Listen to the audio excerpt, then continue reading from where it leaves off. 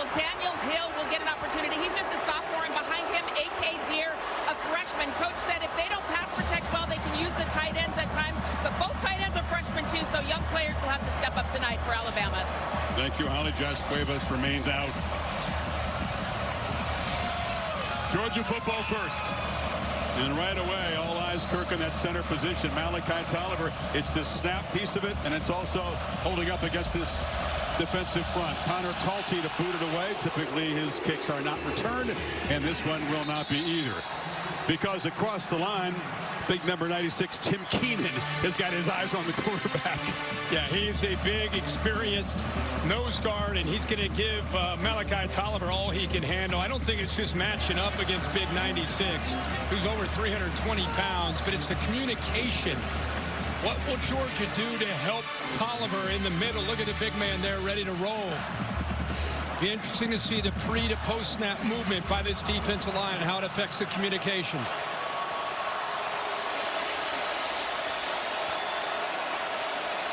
Nate Frazier is the starting tailback. Dogs will rotate. Stable of talented backs. Quick pitch to the edge. Zachariah Branch is the dominant weapon of this team, and the speedster rips off a big gain. Keon Sabb drove him out. Here's the Burger King impact players. Well, Nate Frazier has established the run. Zachariah Branch on those quick screens. They want to give one the ball in space, as you saw there against that blitz. Deontay Lawson, a veteran, 5 years, fifth-year senior. Really one of the glue to this defense is number 0, and then Bray Hubbard on the back end. They're going to get aggressive, try to blitz, see what they can do on Gunnar Stockton on early downs, especially first and second. Got 17 in the opening play. This is a QB run. Stockton lowers the shoulder and takes a shot after a 3-yard gain. You're going to see a mix of a lot of different looks early from Mike Bobo, the offensive coordinator, play caller from Georgia. I think one of the best in the country. Does a good job, especially early in the game. 12 personnel with 1 back, 2 backs. They'll give you a lot of different looks, see how you react, and then make his plan from there. Cash Jones, typically the 3rd down back, in on this 2nd and 7. It's Branch in motion. He's got it again on the edge. He's got some blockers, gets the outside, but the Tide do a good job stringing out. There's a flag down.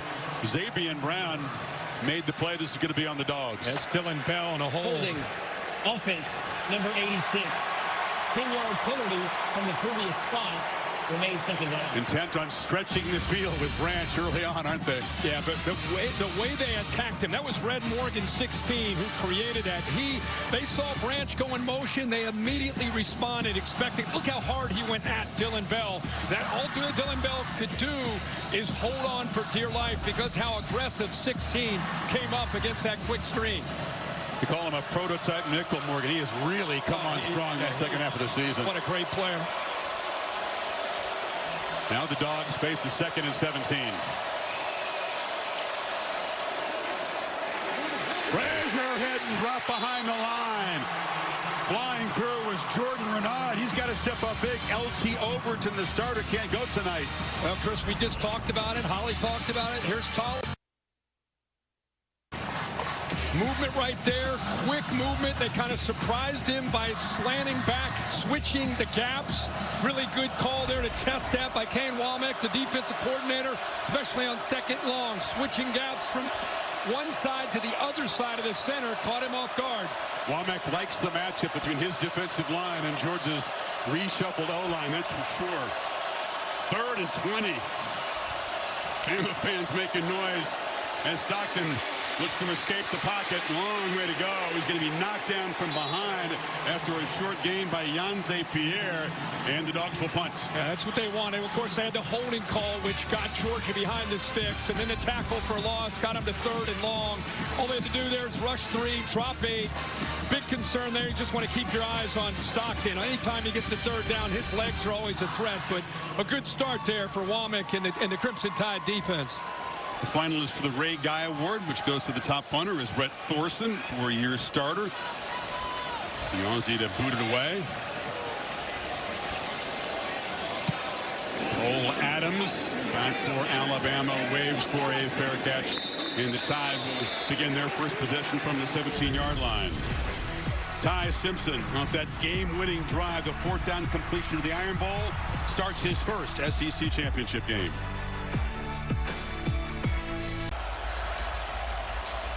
Ty Simpson, the fourth-year junior from Martin, Tennessee, did this against the Dogs 10 weeks ago.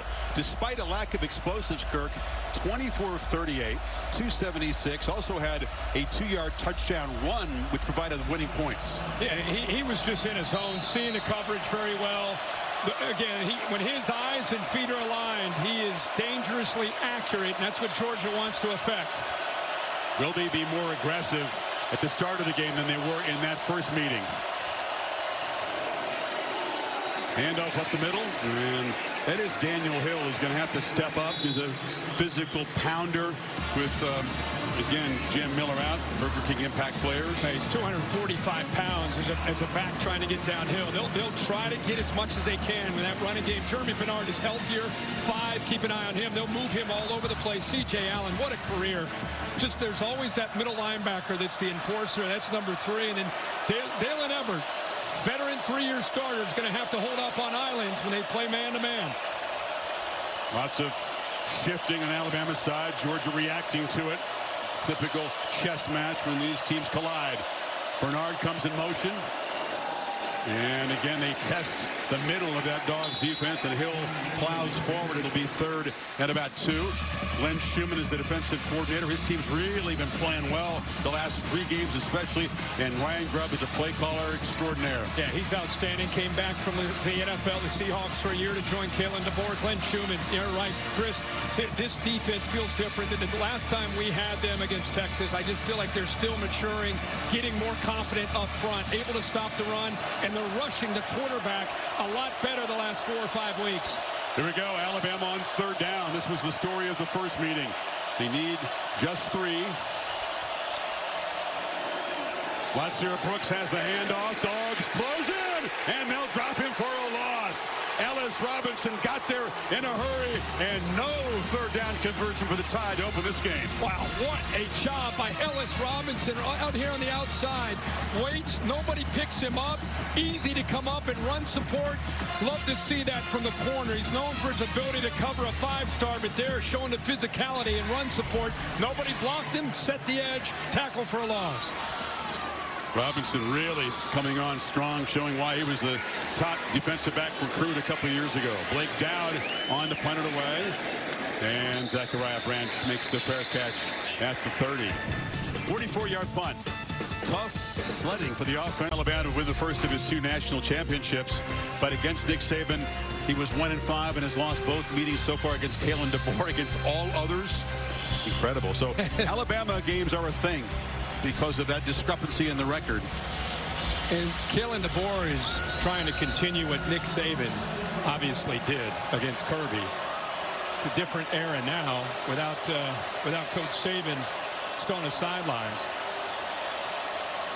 Josh McCray is the back. Dogs second possession.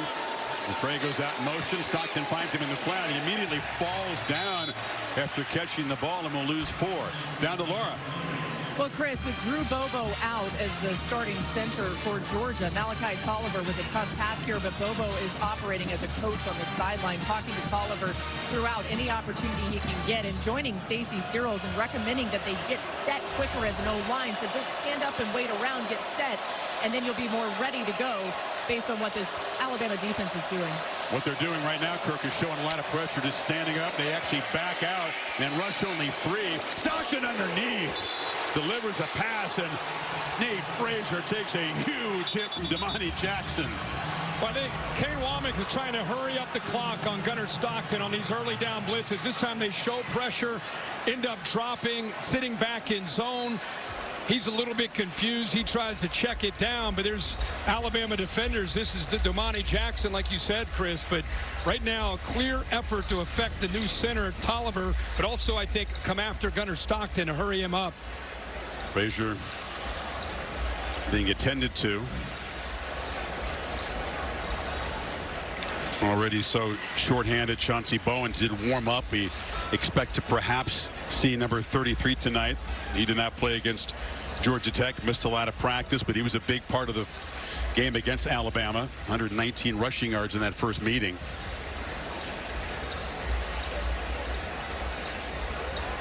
Frazier, though, far and away the leading rusher. Yeah, especially football team. Second half of the season, he's kind of become the workhorse, especially with Bowen's last few weeks dinged up. A big shot to the midsection delivered by Damani Jackson, a guy who's perhaps extra inspired tonight because he was burned in the first game against Georgia. He got beaten deep by Colby Young. He also was out of place on a couple of runs and really did not play well at all at corner for Alabama in that first game. That's right. And Frazier is up, walking off. Maybe got the wind knocked out of him. And you're right, when Jackson went down, Dejon Lee had to step up. He's a totally different kind of corner at 6'4", but I'll tell you, Jackson made a really good play. You could tell they're so locked in on these quick underneath throws, whether it's to Zachariah Branch, that was a check down. They want to force Georgia to have to take some shots downfield, keep the ball in front, and rally to the football. Once again, it's third and extra long for the Dogs here. Stockton to Cash Jones underneath, and he makes a good effort, but he's going to come up a yard short of the first at the 39. Hill Green knocked him down. They go back to the same look that they had on that 3rd and 20, 3rd and 14 to show pressure. They drop that mug look. End up bringing Deontay Lawson late. Pretty good effort there by the 3rd down back, Cash Jones. Both series, though, Kirk, Georgia's gone backwards. It was a penalty the first time. The loss here. Not going to do well tonight. 3rd and 14, 3rd and 17. It's Alabama. So here comes Thorson again. Booming kick. Adams watches it bounce over his head, and it checks up beautifully and goes out of bounds. So Alabama be pinned back about the 7 or 8 yard line for their second possession. Dogs not doing anything on offense, but controlling field position. Well, the moment almost at hand, noon Eastern time, the exclusive reveal of the final CFP rankings. And, of course, the 12-team bracket will be positioned.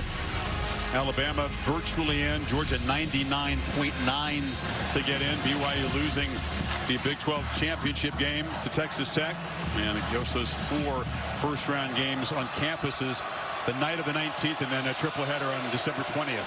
And you're a Miami and Notre Dame fan, you're hoping for an Alabama loss. Pass across the middle, and quickly getting first down yardage is Isaiah Horton, coming off that hat trick of touchdowns in the Iron Bowl. Yeah, we were there. He had a huge game, did a really nice job, played with great intensity. Good job that time by Simpson, getting back, finding his primary target, and getting the ball out quickly. Going a little tempo now. Hill picks his way and is knocked down after about a yard and a half there by Xavier McLeod. Parker Brailsford in the middle of that offensive line. We've talked so much about the center on the other side, Malachi Tolliver, who stepped in.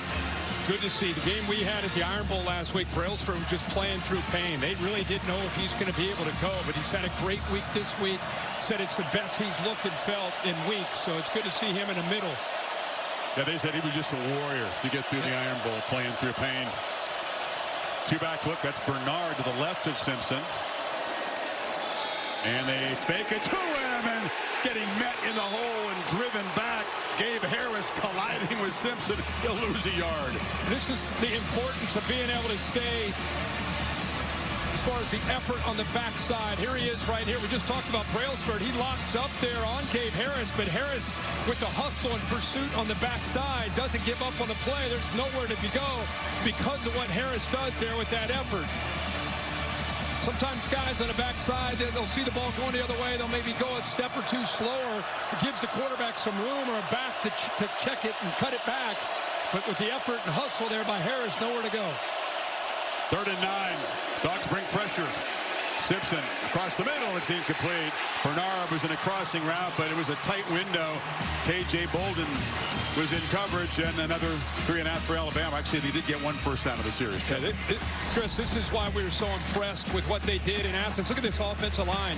I mean, look at the movement, the twist, the pressure. There's a lot going on in front of Ty Simpson, and his eyes need to be laser focused beyond that towards the line, towards the coverage, but good tight man-to-man coverage by the Bulldogs once again. Don't look away with punts and field goals. Special teams plays is a rich history in the SEC championship game. Right on cue. Georgia with the block. bouncing around and fielded inside the 25. Kirby Smart had a feeling a special teams play would come into play tonight, and getting his hand on it was Cole Speer. They overload the left side of the Alabama offensive line, and like you said, Chris, right on cue. Good call. He comes clean. Nobody touched him. Heck of a job there to just take it right off the foot of the punter. Look at that. They had a couple guys there on that left side. He's able to come through. Kirby 17-0 when he blocks the kick. Can the offense take advantage of great field position at the Bama 21? They blocked a punt way back in August against Marshall in the opener. This is a much more significant block as they're set up on the edge of the red zone here. Frazier makes a cut inside, and Frazier, good to see him back up and healthy after the big shot. Plows inside the 10, first and goal, picked up 14. But they went 13 personnel. They got a great tight end room. Look at all three of these guys. Sometimes they'll use that as a decoy. This time they run a counter play, set the edge there with Lucky, pulling the backside guard there. The freshman, Dontrell Glover, and that opened up a good, tough running there by Frazier.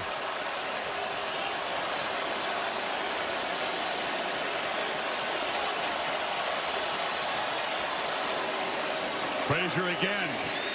Deep handoff and penetrating quickly off the corner was Xavier Brown. Met him for a short loss.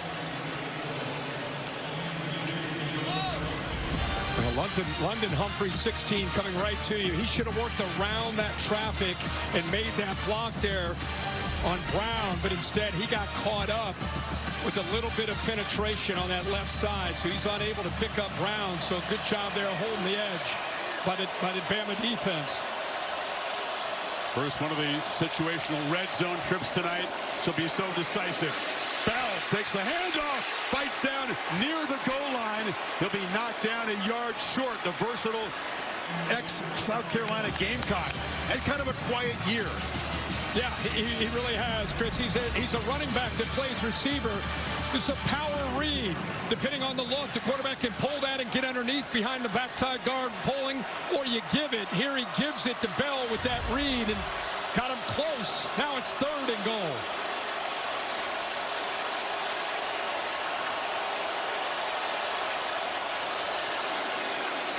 They fake it to McCray. End zone throw, touchdown! Georgia strikes first off the block punt. Roderick Robinson.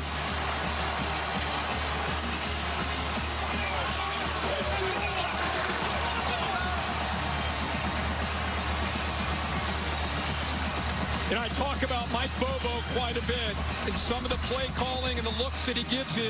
The fullback, he's really a running back lined up as a fullback, lost his footing initially, but with that 13 personnel, 3rd and goal at the 1, Bobo gives him a look. Look how fired up he is after that call. He gave him a look as a run, play action, boot the athletic gunner Stockton around the edge and find the open back out of the backfield.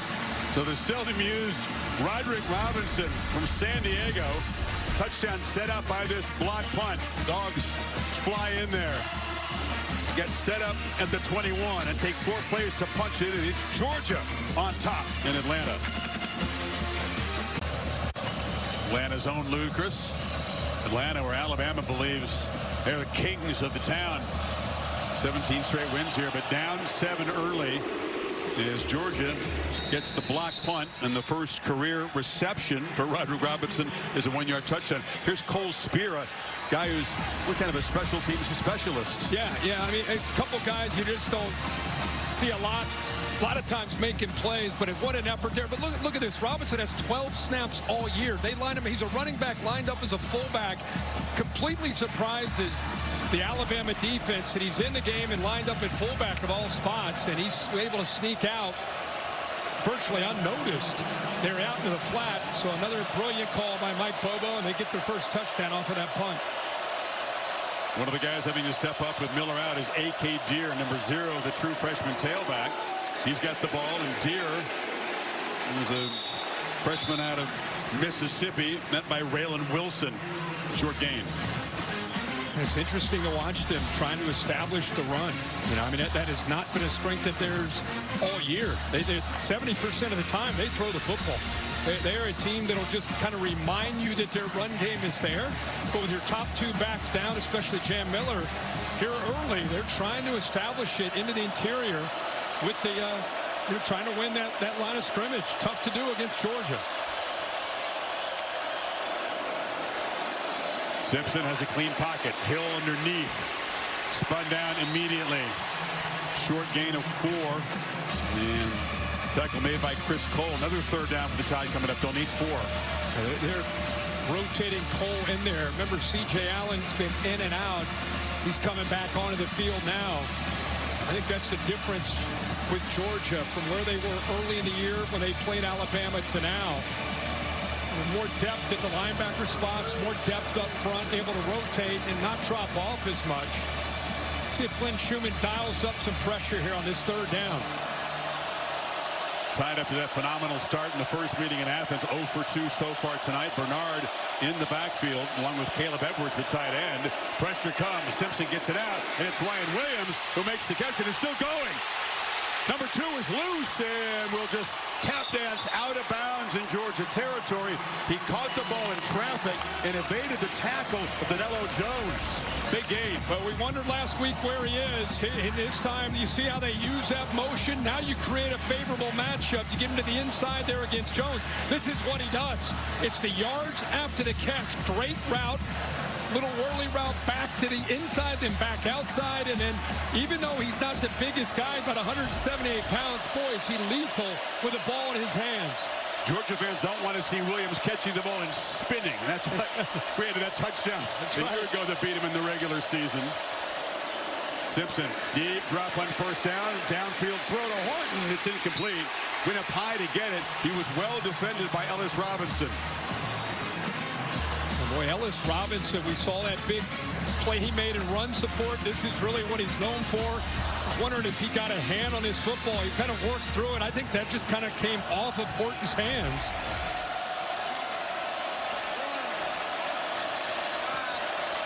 Bernard in the backfield there. Wasn't able to play a huge role in the Iron Bowl, but has gotten much healthier in the ensuing week.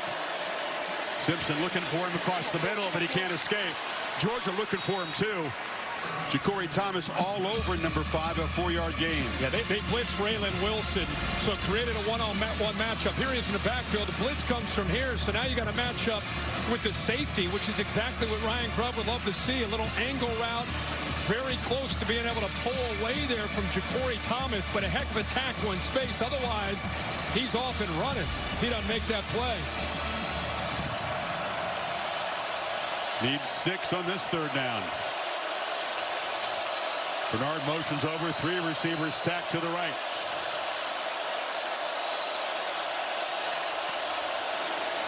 Simpson looking that direction, now back across the middle, high throw, intercepted. Picked off, Dalen Everett for the Dogs with a stiff arm. Takes it back into Alabama territory. A flag down at the end of the play. But the Dogs with the first takeaway. Looked like K.J. Bolden may have gotten a piece of that. Well, you know, typically you see a blitz, you think man-to-man, but here he is out here on the outside. Just kind of sits back, reading the quarterback's eyes. As that ball comes out, I think it got out clean. I think it just came off the fingertips there, like you said, a Horton. Return team. The 15-yard penalty will be enforced from the spot on the foul. First down, Georgia. It comes off of Horton. Yeah, I guess you're right. He did. K.J. Bolden did get a fingertip on that. But the throw was off target anyway. Yeah, it's behind him. And a heck of an effort. What a job by Dylan Everett to be able to catch that football. So the Savage pads go to Dalen Everett. Had a couple picks, remember, against Texas in the SEC championship game a year ago. 2 guys fighting, and he's going to be penalized at the end of the return. Yeah, he got the face mask, so instead of being deep into Alabama territory again after a big play, because of that face mask, they're going to come all the way back into their own territory. Looks like they're going to put him at about the 43-yard line. What is it about this game, though, and Everett? Again, defensive most outstanding player in the win over Texas for those 2 picks. And an early one here. Georgia from their 43. Feed McCray. Bumps ahead and then falls forward for a couple. And Georgia's defense came up huge against Texas a year ago. Boy, he's been such a good player for so many years in Athens. Has great size, 6'1", 190. You're right. They tested him. It didn't work. Yeah. That's why we made him one of the impact players tonight. He just seems to step up. And when the lights get their brightest, 6 out of the edge, plays so well. Fake it to McCray. Stockton now flips it short to Oscar Delp. And the tight end lowers his head. Takes a shot after a 5-yard gain from Justin Jefferson. 3rd and 3, final minute of this first quarter. These kind of turn of events. Bama's defense put in some very tough situations. Tempo Kirk here on 3rd down. Delp out there on the edge, and Stockton diving, and it's a first down. So Stockton with the short scrambles can just frustrate a defense, and the Dogs at Bama territory as we'll begin the second quarter with Georgia up 7-0. And whether it's design run or just there creating with the scramble, you know, that's what they do a good job of. And I think Gunnar Stockton that time, he just felt it, saw that the linebackers cleared out, knew that he could get the first down and didn't hesitate, took the yards while he could get them. So a block punt sets up a short touchdown drive. And then the first takeaway of this game has Georgia in business in Bama territory beginning the second quarter. Back after this message, and we're for your local ABC station. You're watching the SEC Championship. And welcome back to the SEC Championship on ABC, presented by Dr. Pepper. First quarter leads have not been decisive at all in previous Bama-Georgia games for the championship. Kirby Smart has lost 3 times after leading Alabama in the first quarter. It's a long way to go here. And the handoff to Frazier. And then first down run yields about 1.5 yards. Yeah, as we know, any college football game, there's momentum swings that go back and forth, but especially with the emotion in this stadium at the early part of this game. And after that block punt, things change quickly, favoring Georgia. Then you have the interception by Everett, continues to favor Georgia. This is where Alabama's defense, they're going to have to make a stand here. Frazier again weaves his way through heavy traffic, just keeps those feet moving, keeps churning, and gets help from his buddies. He gets shoved for a first down to the Alabama 35, picked up 11. Well, the big fellas got behind him. The tight ends got involved there. Williams, 10, the tight end. Boy, watch his feet, just keeping kind of that balance. Kind of keeps the play alive. But look at the linemen. Look at that. It's like rugby. Just a herd of humanity just pushing him along for that first down. You're right, but you said it. It's a great lesson for running backs. Just keep the feet moving, right? Yeah. Bowens now spells him. And he tests the middle. Short gain. So much focus on Drew Bobo not being in there. Malachi Tolliver having to step in. The Dogs beginning to get a little traction here in the run game. And each rep Tolliver's playing, the more he's kind of getting over the whole noise about, oh my gosh, Alabama SEC championship. He's just settling into the game. And I think the guards around him, the experience around him, Gunnar Stockton, everybody helping out with an inexperienced center. 101 total snaps this year. It's a low number. 34 of those came here against Tech 8 days ago. That time, men in the backfield. Bowens driven back by big Tim Keenan. But right on cue, right when we talk about what a great job he's doing, Keenan's here. Whoops. Keenan's right here. And watch him move off of that block. And able to kind of wrap him up. Boy, he moves so well for a big guy. Kind of had to earn his keep. So much depth when he was early in his career in Tuscaloosa. So many talented players. Instead of leaving, he just kind of worked his way through the scout team and eventually, last few years, become a big part of the Crimson Tide line of scrimmage. Stockton running all the way. Jones is a lead blocker. And Stockton muscling down near the marker at the 25. You're right, though. The juice in Georgia since that block punt significant jump. Oh, yeah, 100%. And when you have a quarterback like Gunnar Stockton, they do such a good job having the +1, meaning one extra blocker, because he runs the football. And there's, again, this time you see Cash Jones with the push there to get him forward. Going forward on 4th down, 2 big backs, McCray and Frazier in the game. Now they motion around. Stockton under center. Tackle over on the right side. They're going heavy right. Sneak and a 1st down. So they convert on 4th. And that looked pretty simple.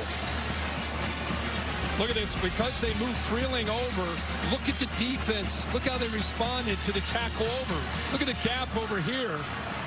Very good job of kind of seeing how the defense responded to the tackle over.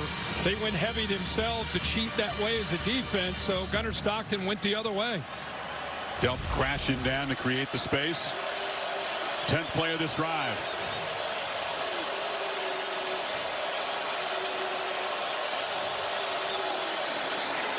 Gunnar on the move, flips it short. Ooh, taking a big shot again was Nate Frazier. Yonsei Pierre delivered a shot, and again on a pass reception, number 3 taking the lumber. What? Think about Pierre. This team is desperate for a pass rusher. He kind of emerges throughout the years. They're by far their best pass rusher. And now you see his versatility. You drop him, he shows pressure, then you drop him out in the flat. He's able to make a play out in space like that. Frazier can take a punch, we know that. From the pocket, deliver, Bell. Down the middle, Dylan Bell stretches to the 4, Dogs on the doorstep. Well, we just talked about Pierre and what a great pass rusher he is. He's right here lined up as a backer. Watch Gunnar Stockton, looks left, comes back, and right between Pierre, he kind of moves him with his eyes. And Lawson, nice window, puts it right on a line to Dylan Bell. We talked about Bell's skills.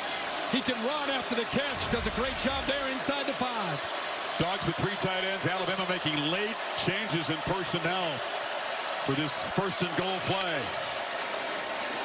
Frazier, no, hit for a loss. Quick penetration by big James Smith. Kai Hill-Green, Colorado transfer, joining him there. 2nd and goal. Yeah, they just slanted that direction. Good job of rolling the dice there by Kane Womack. Blitzed off that right edge, slanted the defensive line that way. Worked out perfectly, able to shoot a gap. It's Josh McCray who'll motion back in. Again, Alabama with fresh troops for this 2nd and goal play. And a false start there. Looked like Lawson Lucky, the tight end, coming in motion. Yeah, he got out a little bit early. Now we got some pushing and shoving with McCray and some of the Bama players. False start. Offense, number 71. 5-yard penalty with 8 seconds. Well, they flagged Ernest Green. It was on the right side, 71 and 7. Kind of get out a little bit early there.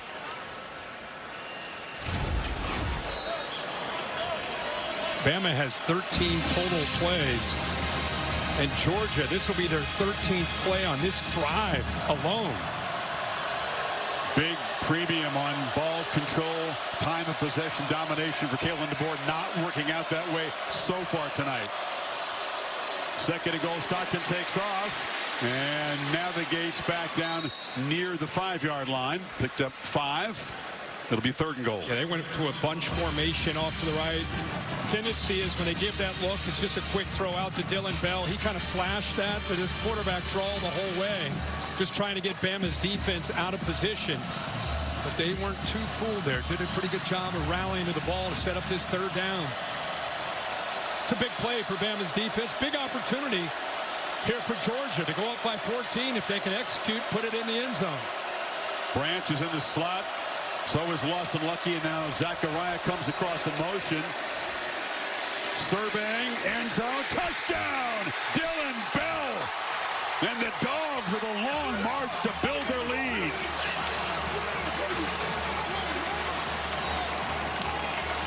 Dylan Bell, a big part of that drive. Boy, they got a matchup that they love to see. Dylan Bell is lined up right here in a condensed formation.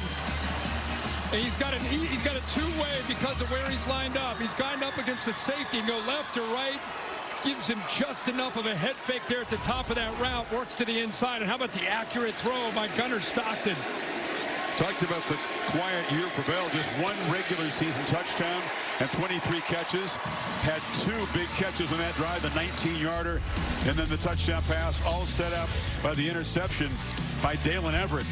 So Ty Simpson, not nearly the efficient start that he had in the first meeting between the dogs. Now they have to come from 2 touchdowns behind midway second quarter. Tomorrow, when the rankings are revealed and the bracket is all set up. Look at that. All 3 drives, 13 plays. They've been running the ball a lot. Kind of surprised me so far how much they've been determined, almost bullish about running the football. They really haven't been that kind of team most of the year. But Kirby, when he's up by 10 or more, he's 97-3. Except against Bama, where he's 1-3. That is the exception. High-speed highlights brought to you by T-Mobile 5G home internet. It was kind of a defensive game. Then we had a block punt by Georgia. They got the momentum. Big third down call there to get it to Robert Robinson for a touchdown. Big interception by Dalen Everett. Got the ball back to Gunnar Stockton. And then another third down. This time he finds Dylan Bell. Well executed. Good job to create that matchup against the safety. And they go up by 14. How will Ty Simpson respond? And will they try to feature the pass game more? They have so many effective weapons who can make plays. And this is Sutterstadt, Ryan Williams. That little move got the Georgia guys frozen, and he got around the edge. So dangerous. Missed tackle by Danilo Jones. Another chuck play, 21. Yeah, I think you look at him on film and you think he's quick, and then you get out in the field with him and you lose your edge. Here he is right there in good position. Boom, he has that little stutter and he gets around him. Jones, by the way, is a great player, but he went right around him. I think they're going to see if he stepped out of bounds. You see Kirby at the top of the screen kind of pointing that he stepped out of bounds. Yeah, Kirby's pointing at a spot maybe back 10 inside yards. the 40. Yeah. The previous play is under video review where the runner stepped out of bounds. Obviously, Williams is so twitchy. He's also got the long arms, and he can be hard to corral. He's effective with the stiff arm. Let's see again where that foot went out on the paint. That hat kind of obscures it. Looks like he may have stepped out of bounds. We'll bring in Bill Lamagna to see if his keen eyes can determine. It was a first down anyway, but that looks like it is out of bounds there, Bill. Yeah, that's where I have him stepping out of bounds. But like you said, he's still got the first down. We thought number 2 might be ready for a big performance. He's not a guy that goes in and complains about not being targeted at all in the Iron Bowl, which is incredible that he wasn't. But he was determined on the practice field to show that he's all in. And he had great practice this Tuesday, Wednesday. Simpson told me he believed number 2 was going to have a big effort tonight. And frankly, the Tide needs him to do something to be special tonight, to combine with Horton and Bernard. Telling his offense one play at a time. After video review, the runner stepped out of bounds at the 38-yard line. It'll be 1st and 10, Alabama at that spot. And guys, he just really wants them to focus on the execution of one play at a time, not get too far ahead of themselves. One last note, just pointing out this shuffled offensive line for Alabama. Cam Dewberry has not played yet, their left guard. He is out, but he's in uniform. That means Gino Vandermark's been in there, a little bit of a shuffle up front. So many guys have shuffled the different positions on that Tide front throughout the season. So after review, it's a 13-yard gain, not a 21-yarder, and a first down at the 38.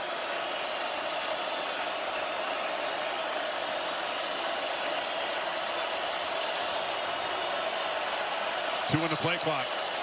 Just get it off. Simpson trying to buy time on the edge. Has to just throw it away. Boy, nobody open early.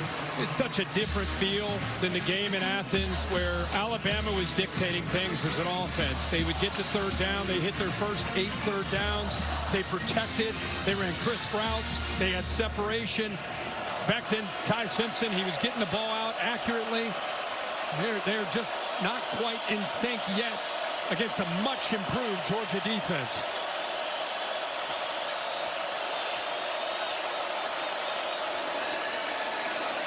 Simpson batted down to the line. Reaching up And swatting that away was Quintavious Johnson. 3rd and 10. You know, what's the difference, right? I mean, what's the difference? I think the difference is they're better up front. They're more physical against the run. They're rushing the quarterback better these last few weeks. There's 33 Johnson getting that left arm up to knock it away. And here we go again with another 3rd down. They're 1 of 4 so far on 3rd down. After starting 8 for 8 in that first meeting we talked about. Right. Let's hear Brooks hasn't been featured yet. He comes in motion. Simpson looking that way. A long throw. It's over the head of Brooks, who was well covered anyway. Pressure affected the throw one more time. Bama's going to punt one more time. They walk Zayden Walker up. He's such a great pass specialist right here. And then he works around. Really affects Simpson just by being in his face. You can in fact see Simpson fall off the throw. Because of that pressure from 10, watch him fall off the throw. That affects his accuracy, but it was great coverage downfield anyway. Blake down. Had the previous punt blocked. Georgia peels back and sets up a return here for Branch, who steps up and waves for a fair catch at the 21. AT&T with the CFP rankings. Texas Tech routs BYU, wins the Big 12, and in all likelihood secures a top 4 seed. 13 tackles for Jacob Rodriguez in that game. Yeah, what a great year he's had. BYU losing by 34-7. They already lost big to Texas Tech, so that's twice they've lost to Texas Tech.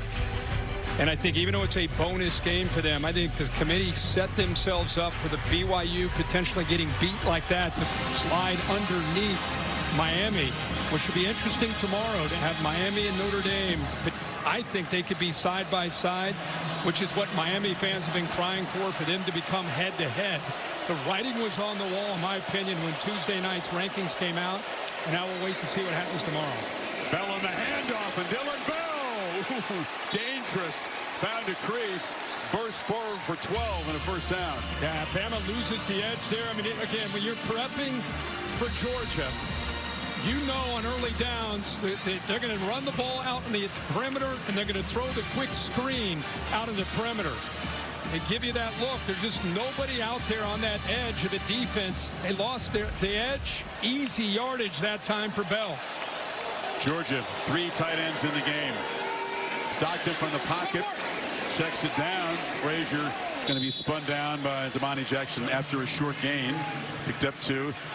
Lawson Lucky so important. These guys as receivers, as run blockers. First of all, nobody recruits and develops tight end like Georgia does in college football. Right? You're 6 up in the NFL. I agree. Yeah, 2025. Notre Dame's done a great job over the years, but right now with what they've done, the players they have, as you said, currently in the NFL, the depth that they have in this room, this could be the best tight end room, I think, in college football this year. They use them all. Haven't seen Elias Williams, the super talented freshman, get involved yet. Catch on the edge. It's Jacoby White-Helton. Just his 7th catch of the season. Picked up a couple. Will set up 3rd down. See, again, there's the ball. Quick. They just try to stretch you. Make sure you honor and respect that edge out there, the horizontal edge to your defense. Look at the difference between making this tackle right there and not. That's about another 4 yards. That was Red Morgan coming in quickly. That would be a 3rd and 10, and instead it's 3rd and 6. Alabama trying to get off the field, trying to reclaim some momentum. Georgia has owned that. Bama's showing pressure with their backer, especially on that right side. Bunch of Tide players leaning forward. A lot of them back out. Stockton throws downfield, and maybe he was confused by that look. Zachariah Branch was on the route, but a miscommunication there. Chris, I think they affected his rhythm and his confidence. They walked up 7, maybe 8 guys. Look at that. All those crimson jerseys. And then you're right, they back out. You could see even on his follow-through, he did not feel comfortable. Didn't have his base underneath him. Ball sailed on him.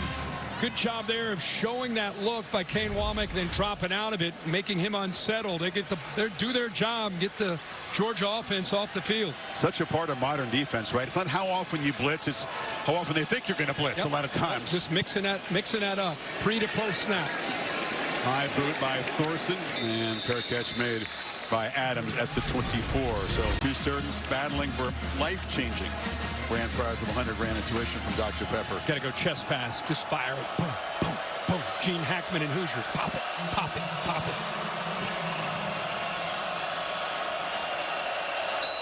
I don't know about chest pass, but Tyson's trying to get the forward pass going here. It's been a struggle for Alabama. They've not been able to run it well without Jam Miller. Would have been hard with him. And the Dogs' aggressiveness is troubling the quarterback. First down, they test the middle. A.K. Deer knocked down after about 2 yards. They continue to try to run the ball. Keep in mind, one thing Georgia likes to do, they like to keep Bolden 4 and Thomas 20 back as much as they can, especially in obvious passing situations. And so if you have a too high safety look, what do you do against that? You got to run the football. Got to run the football into that look, or you got to hit the underneath pass to the crossing routes and get yards after the catch. See, they got 2 safeties back again. Tough to throw the ball downfield with that look. Williams in motion, has the handoff. Spin move. Ryan Williams still eludes people. He's got to jump in his step even more so than usual tonight. He's so dangerous. We saw that last year a lot. There's a great spin move there. It's still going to be short of the first down. They need to get something going here. First game of the season, 0 points in their first 4 drives. A punt, blocked punt, interception, another punt. Only need 2 on this third down. Feels important. Oh, it's a low throw. Daniel Hill was out there. You want to make it a much more accurate throw when it's a running back in the pattern. Simpson knows that one's on him. I think that it's anytime you see an easy throw like that low, quarterback short arms, he's just aiming the football. Instead of just getting back there, if he threw that 100 times, he could almost throw that with his eyes closed.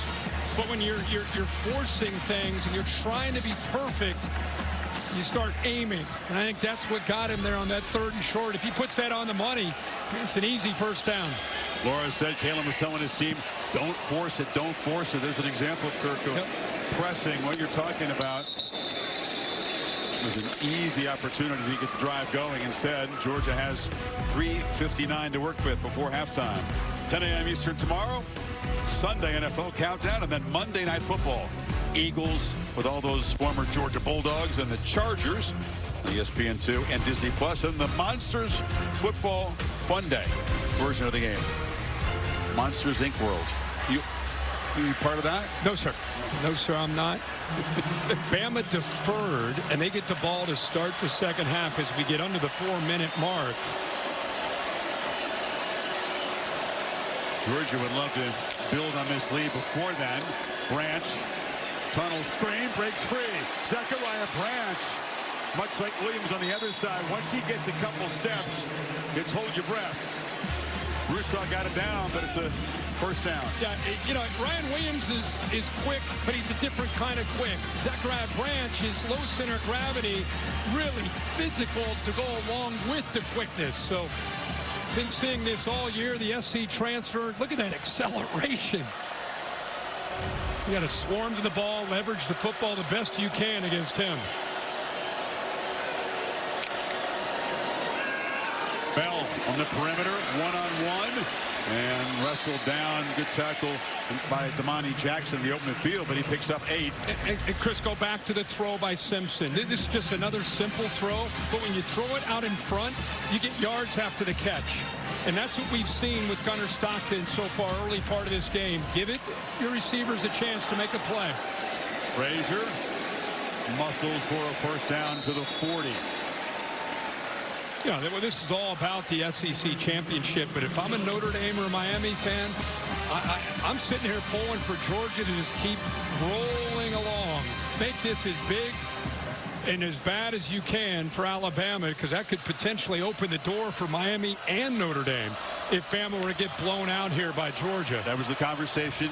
That they need to win, and if they do lose, by how many would it give the committee second pause? They're 9th in the rankings, Alabama, coming into this.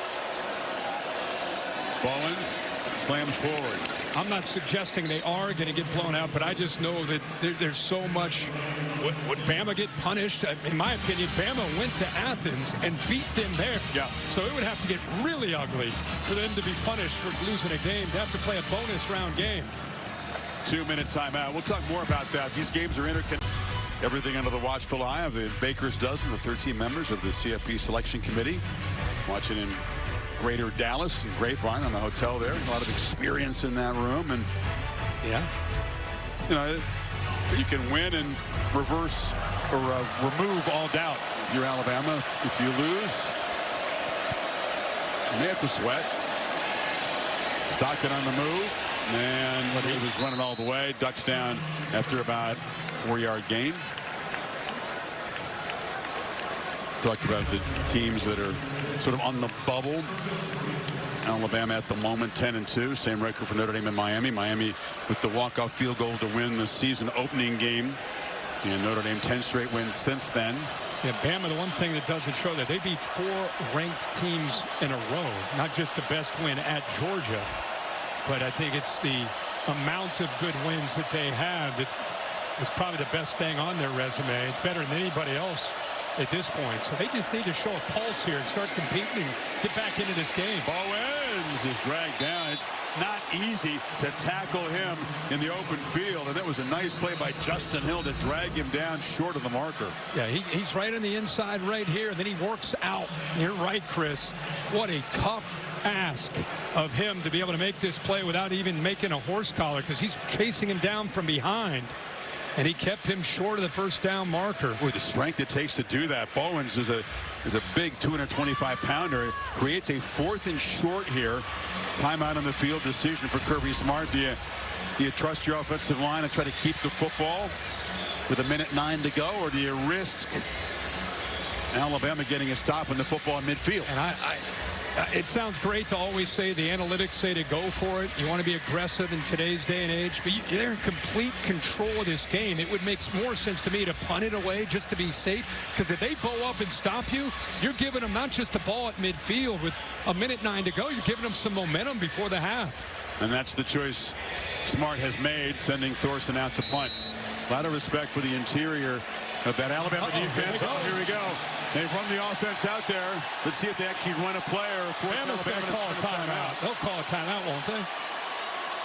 Now they gave him time, obviously, to make the switch. Here comes the sneak. Notre Dame got Georgia on this in the playoffs game a year ago. Kirby Smart has tried to work it on opponents, and the timeout will be taken by Georgia. Well, they tried to confuse Alabama, maybe get DeBoer to spend a timeout. It's Kane Womack, the defensive coordinator, proud of his guys for hustling back. Expect the unexpected as you prep. And, you know, they did a good job of not taking their helmets off, going over to get some water. It's a good job of being ready to respond to this. And keep in mind, because of the substitutions, obviously, you'll see the umpire, they're going to step over top of the ball. Alabama has enough time to get all 11 guys out there, to get everybody lined up. And that's the reaction from the defensive coordinator. Yeah, they tried to get us and we wouldn't bite. That's basically what he was saying if you read his lips. But now they're going to bring their Gunnar Stockton's going to come out. I mean, Kirby Smart's going to get aggressive here on 4th and a half a yard. Big moment. Neither coach has been afraid to take risks. That's clear. Can Bama somehow get a stop, take over in midfield, or the Dogs trying to add to this lead? That's Delp who comes in motion. Handoff, McCray, the 240-pounder, plows forward, makes it with ease. First down, Dogs. Well, we just talked about Roderick Robinson with that touchdown reception. He's going to lead the way and get just enough there of Deontay Lawson. Got aggressive, trusted that offensive line. Keep in mind, you got a backup center in Tolliver, 2 freshman guards, and they get it. 50 seconds in the half. Ball batted in the air and falls incomplete. Looked like Hill Green got a piece of that pass. Yeah, he came off the blitz from the second level. And from our right, he just barely gets his hand up there as he's getting blocked. Great length you can see there. So the Dogs with 2 timeouts. They don't have too far to go to get in field goal range for Peyton Woodring. But you don't go for it like that to think about a field goal. Knowing Kirby Smart with those 2 timeouts, he's going to get aggressive, try to get this ball downfield. Good point. Let's see if he does here. They hand it off to Cash Jones off the left side. He's knocked down. And not a terribly aggressive call. Justin Hill made the stop. And for now, Smart saving the timeouts. You got quick throws to Branch on that left side. Yeah, they're not at field goal range now, Kirk. No. Pressure comes. Stockton has to throw it away. And they may have squandered an opportunity. Jordan Renaud got there. And Alabama. Chris, I don't know if he got outside of the tackle box. See if he did. Quarterback was outside the tackle box. Okay. And the ball crossed the line of scrimmage. Yeah, that was what, there was a reaction from Alabama thinking, hey, did he get out? You know, Gunnar Stockton looked that way, but still seemed somewhat surprised by Bray Hubbard on that blitz. Womack doesn't think he got outside of the box, but they've moved on. They've been right on the edge with that. If you're on the edge with it, you're going to give the quarterback the benefit of the doubt. Either way, it's 4th down and Thorson on the punt. I tell you, they were not terribly aggressive as we thought they might be. Yeah, I thought they really would attack. They go for it on 4th down and then really don't kind of sat on it there. Kirby questioned a bit for some clock management at the end of the Georgia Tech game here 8 days ago. Weren't terribly aggressive trying to add to the lead that time. Played a little slow.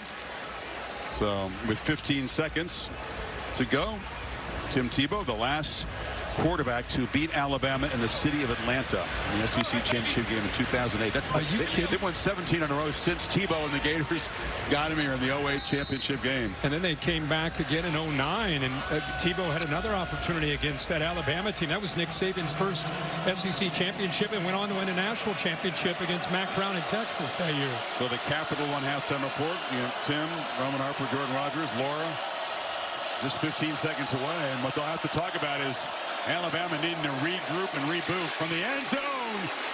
Flags out as the catch is made by Marshall Pritchett. And he submarined him there with Chris Cole. That's going to be a personal foul on Georgia. He'll get 15 yards on top of this completion. Good to see Ty Simpson get up. He got hit down low beneath the knee. There are 2 fouls on the play, 1 on each team. Personal foul, hands to the face, offense number 64. Personal foul, roughing the passer, defense number 9. The fouls will offset, remains first down. Now it figures with 8 seconds to go, Alabama will run one more play and then talk about how to change things around in the 3rd quarter. That's the obvious call. Then on the right tackle, the true freshman, Michael Carroll. He's up at the top of the screen. You see the head go back of a Georgia defender. And now Alabama's just going to shut it down. No running game, just 18 yards. Before that, kneel down.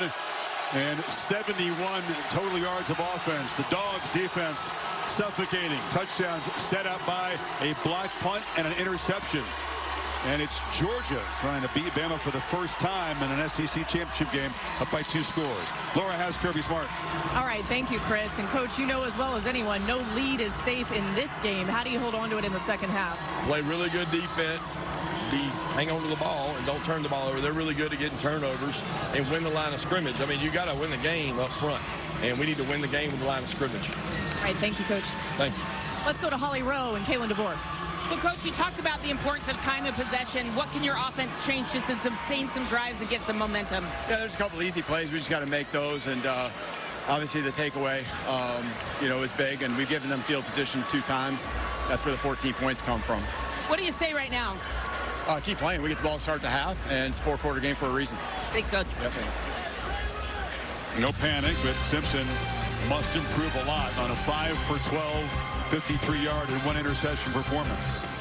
So the gang with the Capital One halftime report will come up next after these messages. You're watching the SEC Championship on ABC. He's smart, knows that very well. Against Alabama, when leading at half, he's 0-3, and that includes the national championship game in this building when the Dogs were dominant, led 13-0. Remember before Nick Saban made the quarterback change, bringing on Tua Tagovailoa, came back and won it in overtime. The IHG Hotels and Resorts first half stats brought to you. And this is a similar stat line for Alabama's offense as that championship game years ago. When they made a switch. Yeah. Obviously not going to do that tonight, but they do got to get their passing game going. They tried to run the ball, averaging 1.9 yards a carry. They've got to obviously, at this point, down 14. This is where they're going to have to rely not just on Ty Simpson, but the offensive line to do their job. And more importantly, the receivers. They're not getting separation. They're not getting open. Ty's back there holding the ball often. But to think Jeremy Bernard would only have one reception for 4 yards in the first half. Their most versatile weapon. No parts so far. But Georgia's defense now in the last 14 quarters has allowed a total of 22 points. That includes games against Texas and Georgia Tech, which have been lighting it up on offense, and of course the first half here against the Crimson Tide offense. Yeah, this has been an offense just trying to find an identity in the first half. By the way, a lot of this has to do with good Georgia defense. Bolden there with a fingertip touch. Everett with a big interception here on a 3rd and short. Simpson just trying to be perfect there and aim the ball. He's got to try to, they got to find a way. Ryan Grubb's got to find a way to get Ty Simpson in that zone that he was in Athens. But it's a very different Georgia defense, playing much better at all 3 levels, much more connected, much more physical, and much more aggressive in their approach. See if they can finish the job. Play fake on first down. Simpson on the move. He's got Latsir Brooks. I mean, look at that. Talented wide receiver, but nowhere to run as Rashawn Dinkins ran him out. I mean, there's just nowhere to go. And again, Jenkins wasn't the guy we talked a whole lot about, you know, the last time these teams got together. That time he's in right now is kind of that nickel. They've got some injuries at that spot with Aguero down. Aguero not really healthy with it as a club, so showing the depth, right in position, no yards after the catch. Big goal of Georgia today. Saw Ryan Grubb so often he can look one step ahead of the D coordinator as a play caller. He was at times in the first meeting, not tonight. Simpson backs up, pressured, retreating way back inside the 10 and just launching on the sidelines, incomplete. Ran out of time, Kirk, and then really ran backwards, at least avoided a monstrous sack. And they brought a couple blitzers here and here with Thomas, the safety coming from that 3rd level. Good job of being picked up. And you can see on the left side there, Proctor, the left tackle, he gets pushed back into the face of Ty Simpson. Simpson was just trying to get out of the pocket to get rid of the football. It's a 366-pound tackle getting shoved back into the quarterback. 3rd down has been a problem. It's a problem here. Simpson's going to be sacked. Ja'Cory Thomas, safety blitz. The Dogs defense starts the 3rd quarter the way they started the game. I mean, Glenn Schumann and Kirby Smart, boy, they have a plan. They show blitz here, they drop. They end up coming from both these same blitzers as the previous play. Wilson, the linebacker, Thomas, the safety, just don't quite have the numbers to be able to pick it up. And a heck of a job there by Georgia. Boy, just setting the tone to this second half with a 3-and-out. This defensive resurgence, not unexpected because of the brilliance of Smart and Glenn Schumann, but this was a team that was diced up by Tennessee, Ole Miss, Alabama in the first game, and has been suffocating. Zachariah Branch has room to run. Branch dives down near the Alabama 40. And Georgia set up in beautiful position after the sack and the punt. Well, they could not have designed this any better. This is what you missed if you're just tuning in. A block punt in a fairly low-scoring game early.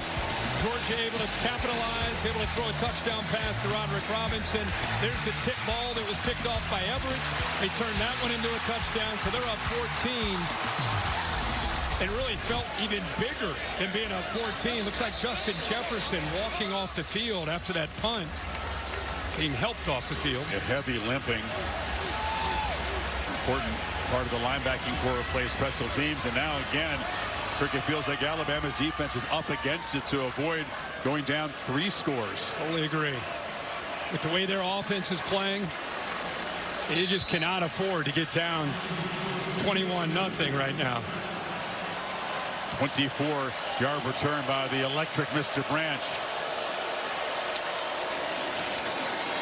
Frazier, short gain. Does Georgia look like a football team that you want to see placed across the bracket from your favorite team when it comes out tomorrow? No. I mean, are you kidding me? No, the way they're playing D right now. Hey, that's a credit to Kirby Smart, Glenn Schumann, the entire offensive and defensive staff. In this world of NIL and portal, you know, it's sometimes tough to develop guys, but this team has clearly been through a lot, and they sure have grown up, playing their best ball late in the year. Stockton, pump fakes, now checks it down, and quick short completion to Frazier.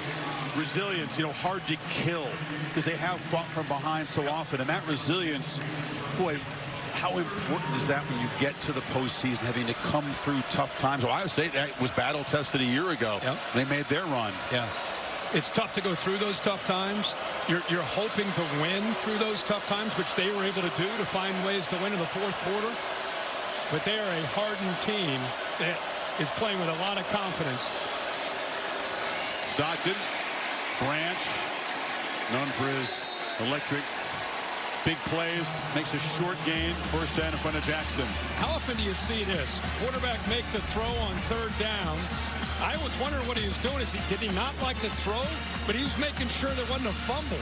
He wanted to make sure that ball's not out. I mean, how many times do you see a quarterback make a throw 12 to 8 to 10 yards downfield? It's up. I got you, just in case. Georgia playing with a little tempo now, trying to build momentum. Pump fake. Stockton. Sideline route. Catch made by Lawson. Lucky. Everything working for Mike Bobo in the offense right now. It's first and goal. That's a good job of selling the quick screen to Zachariah Branch. Watch the little shoulder. And now you go deep to take this safety. And then you go the rail route down that sideline to Lucky. Nothing you can do there really to defend it, because if you're going to come up, you got to react to one Branch being out there. The safety's got to react to the deep threat, and it's a nice bubble right there, and a heck of a throw. Good job of selling it there by Gunnar Stockton. Kirby Smart Kirk has lived the pain of those surrendered leads against Alabama in the second half. Determined to build on it right here. Ball batted down. He was trying to find Taylor on a slant. Hill Green got a hand on it. That's a touchdown. That's a walk-in touchdown. I don't know, if he doesn't make that play, that is easy touchdown here to the true freshman Taylor. Good effort there. Nick High, Hill Green got up, climbed the ladder. And again, if he doesn't bat that down, we've seen him do that a couple times. That's a touchdown with a bust on the back end there.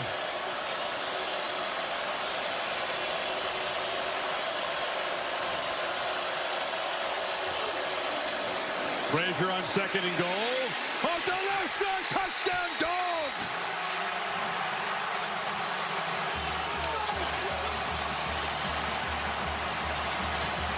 Perfect start to the second half for Georgia. Sack, force a punt, short field, punch it in.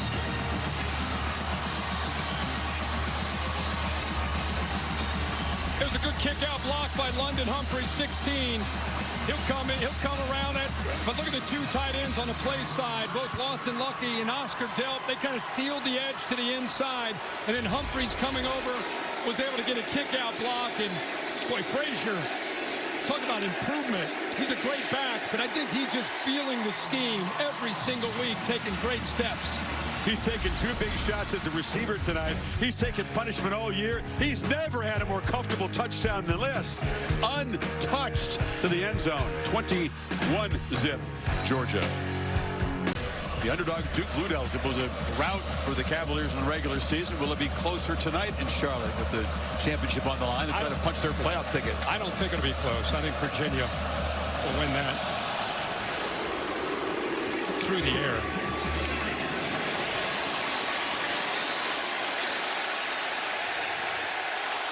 Helmet ripped off on Sear Brooks on the return. Big picture. ACC champion to get one of the final two CFP spots. Tulane punched their ticket.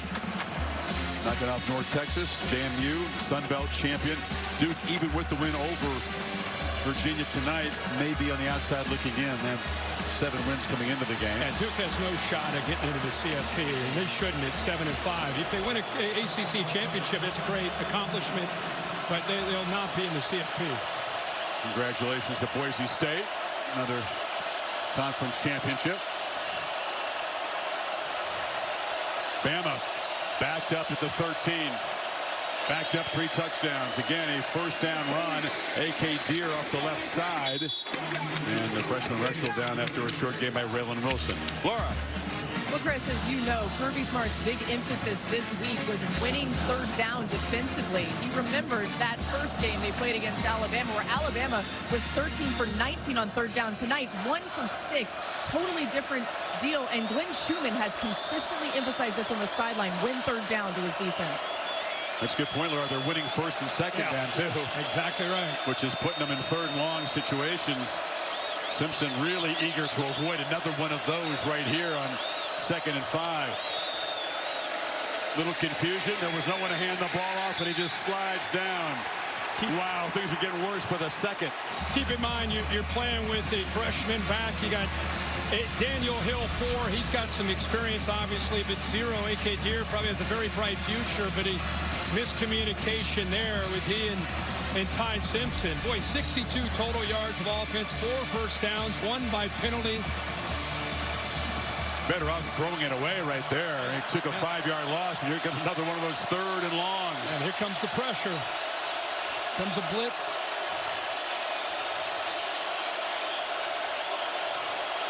Are they sitting back or they're coming? Here they come. And the flag comes out. All eyes on those aggressive Georgia defenders. It was Gabe Harris up there. And the Tide apparently would be pushed back 5 more. Ball start. Offense, number 75. 5-yard penalty, remains third down. He's fired up because there was movement by Georgia, but it was movement that was slanting. They weren't quite into the neutral zone, and the right guard there, Formby, ended up jumping, so it does push them back. I don't think he loved the fact that Gabe Harris knocked the quarterback down. That's what I saw, yeah.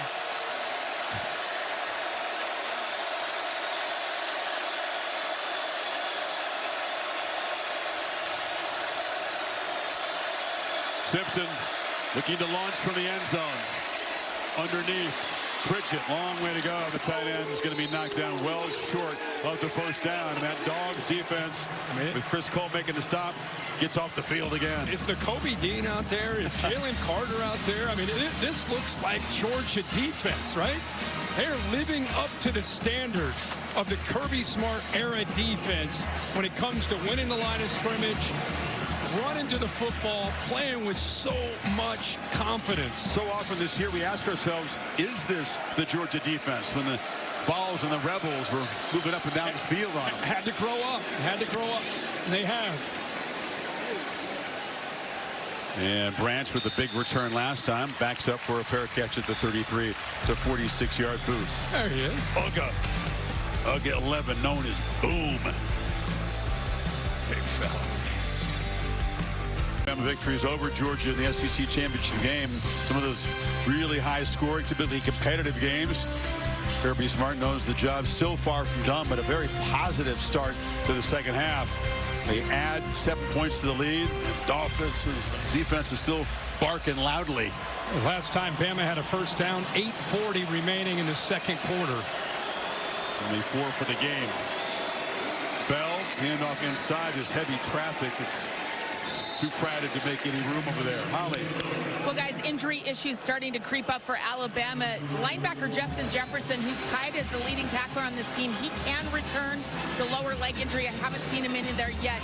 But this is really big news. Xavier Brown, their corner, who was so good in the Iron Bowl last week, he is out and unlikely to return. Remember, Cam Calhoun was out the first half with targeting because of last week. Let's see if he comes in now. Team as beat up as any in the country. Now trying to get after Stockton, who escapes, and Gunnar Stockton slips out of traffic and dives forward for 8 yards. Well, they able to do a good job of pressuring him and finally have a chance. I think Georgia gets away with a hold there by the freshman 63 Glover. No call there, but they had eyes on him, but still able to show you what he has as far as those legs. That's why he's so dangerous to defend. He's throwing the ball so much better, so much more consistently. But then things break down, and you got to contend with him creating. 40 yards rushing for Stockton, who is the leading rusher for the Dogs. Now here looking to throw. And catch is made by Humphries. A nice cushion over there. Easy pitch and catch in front of Bray Hubbard. Yeah, they went maximum protection. I mean, everybody had 2 tight ends in. You had the running back in, create a one-on-one, but they got a personal foul. Hands to the face. They're going to bring it back. But that was an easy matchup against Hubbard. They missed a hold a couple plays back, but this time they get hands to the face on 63, who actually held. That's Glover. This time they'd see that right hand getting up there on Tim Keenan. It's nasty in that pit. It sure is. Big glove shoved in your face. Face mask scraping across the front of it. Nullifies the big gain and sets up a 3rd and 17.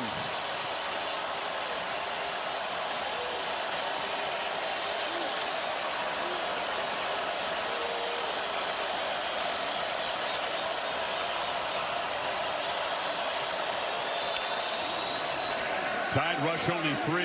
Stockton across the middle. You knew he was going to have time. 8 dropped in coverage, though. The completion to Bell is short of the first down of the Dogs will punt. Boy, did Bama catch a break with that hands to the face, because that's an easy first down. And not only is it a first down, new set of downs, but the clock, which is the enemy right now of Alabama, they would have continued. Kirk, this is an Alabama offense that, although they do create explosive plays really slow. Their average seconds per snap, 120th, I think, in the country. They average, 6.6 plays per drive. So methodical long drives are what they've been known for. Going to have to pick up the tempo to try to get back in this game down 3 scores. That punt will bounce into the end zone. 5:40 in the 3rd quarter.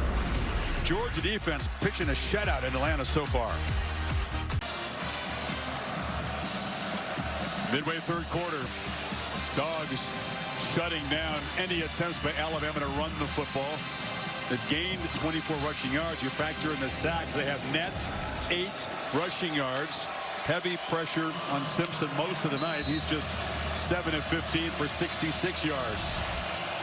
4 first downs total.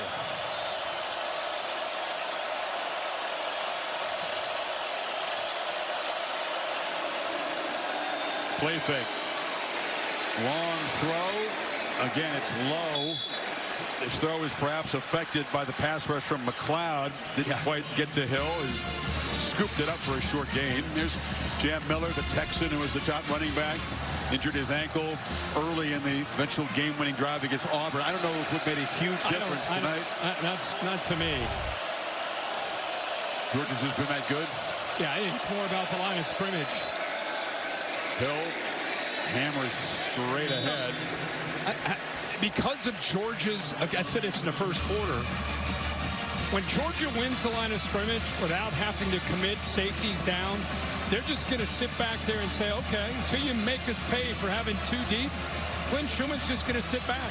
And until you run the football, he'll sit back. So it's hard to stretch. Everybody at home might be saying, why aren't they throwing downfield? What's hard with 2 safeties back there, most snaps. 3rd and 3. Dogs up showing pressure. Simpson just desperate to convert one of these. Hill bounces off a tackle. Where'd he go out of bounds? They're going to mark him short. He's short. Thomas having a heck of a game, playing through some pain. He's going to be short. Miller's a better receiver as a running back than Hill is, just more experience in that. So they're perhaps missing Jam in that area. 4th down again. I would love to keep track of how many yards Alabama has after a catch on the entire night, because it's not very many. When they make a completion, there is a Georgia defender right there, not just right there, but making tackles. Got 54 yards on the entire night, yards after the catch. 4 straight 3-and-outs at a time when they've needed points to cut into this lead. That punt, not particularly good. 37-yarder, bounces out of bounds. Well, Thursday night, this week that'll feature the College Football Awards and the Heisman Trophy. Also, the 2026 SEC football schedule reveal, which down in these parts, that's an event in and of itself. As they go to the 9-game conference schedule. That's a big deal. Out with 25, on to 26. Each team will have 3 sort of quote permanent opponents in the other 6 conference games on a rotational basis. These 2 will not, of course, meet regularly, as they haven't throughout most of their history. Frazier barrels forward, picks up about 9.5. Ray Hubbard got run over. This play kind of embodies this game. Line of scrimmage does their job. Watch Frazier. You get a block there by Lucky. Hubbard gets off of it. Bang! Takes that onto his back with good, tough running. Boy, Nate Frazier looks so good, becoming a workhorse in this offense.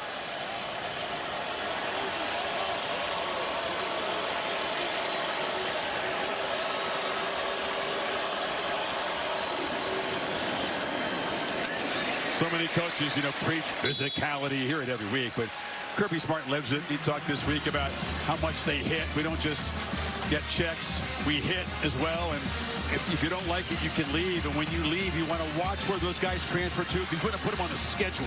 We like scheduling teams that aren't physical. Yeah, he made that abundantly clear. Frazier, after that last carry, Chris, he got the first down, but came up a little bit slow, and he went off the field. So Josh McCray now in the game. And a misfire. False start. Offense, number 7. 5-yard penalty, remains first down. Creative run game. We've seen Dylan Bell get involved a couple of times rushing the football. Stockton's carried it 8 times. Frazier's been the workhorse. Chauncey Bowens, who's just coming back from injury, hasn't contributed much, but there's the depth of what Mike Bobo has to work with. And anytime you talk about a conference championship game, especially the SEC, you always think about who's going to run the football better. It's been pretty one-sided. Bell, again, out of that H-back roll, picks up 5 more.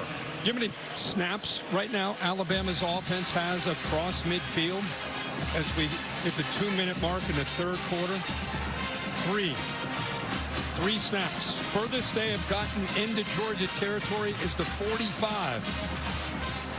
They only have 30 total plays. Remember, they ran 77 plays in the first meeting. They ran 24 more plays than the Dogs did and dominated time of possession. Georgia turning the tables on them here this afternoon. McCray hit in the backfield and wrestled down for a 3-yard loss by Justin Hill. Justin Hill out of Cincinnati with the Winton Woods High School. Very good program, and he's playing early in his career. He's been forced into duty with Jefferson not quite healthy, but he's been playing more and more these last few games and holding his own. L.T. Overton's absence tonight, perhaps being felt by this Alabama front. He's a veteran, plays that bandit position. 3rd and 13. Jones checked down, has some space, but again, he's just not going to get that. They're playing off him. These 3rd and longs against these defenses just almost impossible. And I almost feel like Georgia, with this lead, not that they're taking their foot off the gas, but very different mindset. Still, obviously aggressive, but just playing smart. Working the clock. Had a few penalties there, but they're just trying to play smart, keep that clock moving. Don't want to turn the football over, give anything to Alabama too easy. The way their defense is playing, just keep Bama, make them have to go the long way.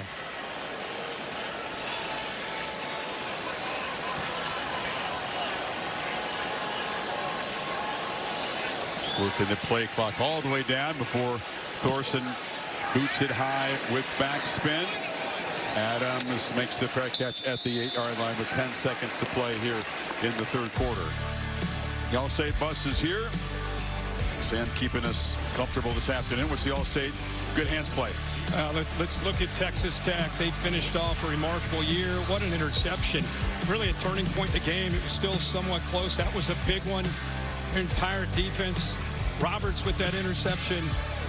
Texas Tech dominating BYU for a second time. Beat him at home, and this time in Arlington. Joe McGuire and the Red Raiders, congratulations. Going to get a top 4 seed, I would think, and a bye. What a year. No doubt. Interesting to see how they do in the playoff. Can't wait to see them match up against the Big Ten or SEC team. That's what they've wanted. Wide open. And check it down to Caleb Edwards, the tight end. Very rarely has an Alabama receiver caught a pass with open space around him. But on the final play of the third quarter, the Tide pick up 21, trying to get this drive going.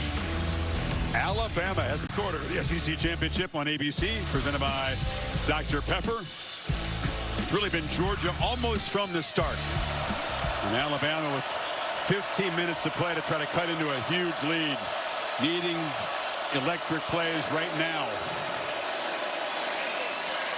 Hill across the middle, another short throw, makes a couple yards after the catch, picks up 9 before Cole got him down. Well, now you got to go fast. You got to really crank up this tempo. Not something they typically do, of course.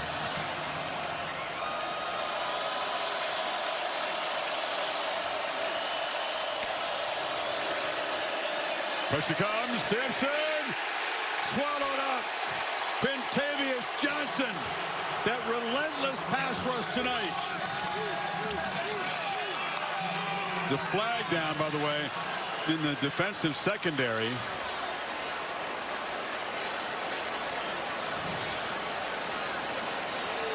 Kirby Smart way out on the field. Had the words with Danilo Jones, one of his corners. After the play, personal foul, unnecessary roughness, defense, number 15. 15-yard penalty will be added to the dead ball spot. First down, Alabama. Very costly. That's on Chris. Chris, I just want to show you the importance. You see it all the time. Quarterback's pointing out the mic and which way you turn the protection. The offensive line turns this way. And watch what happens with a blitz in the end. You got a 2-on-1 situation. Line turns one way. Back tries to come over and help. Doesn't really step up to help out on that blitz by Chris Cole. But we turned the offensive line the wrong way, and the pressure came the other side. So the sack counts. It would have been 3rd and a mile. That dead ball foul gives Alabama a first down to the 45. Simpson, ball batted in the air and caught. Edwards on the carom as the ball just kind of fluttered into his hands. Bama needs every break they can get. It was tipped by Everett. Man, that's about the first break they've gotten tonight. Blitz off to right there from the corner. Everett, ball goes in the air. The way this night's been going, you'd think that C.J. Allen or Raylan Wilson would have picked that off, but they catch a break with a freshman Edwards with a heads-up play. Another short throw over the middle and pick up about 4 to Hill. Yeah, Georgia's keeping everybody back. Go back to that penalty with DeMello Jones. This was after the whistle. Obviously, that's what made Kirby. You saw Kirby over on the sidelines jumping up and down. That was what he was frustrated with. Not just the penalty, but one of his players with a 21-point lead doing a thing he just can't do. It's a mental error. Horton jawing, but they're always going to get the retaliation. Oh, dropped by Hill in the flat. You're definitely seeing the absence of Jam Miller come into play here. He's just an accomplished receiver out of the backfield, a trusted target for Simpson. Hill, that's not his natural role. No, not at all. And, you know, some of the other backs that are younger, but the tough part with them is when it comes to the protection. It's a classic case of Hill just hearing footsteps, looking upfield before he's able to catch it. It's 4-down territory for Alabama.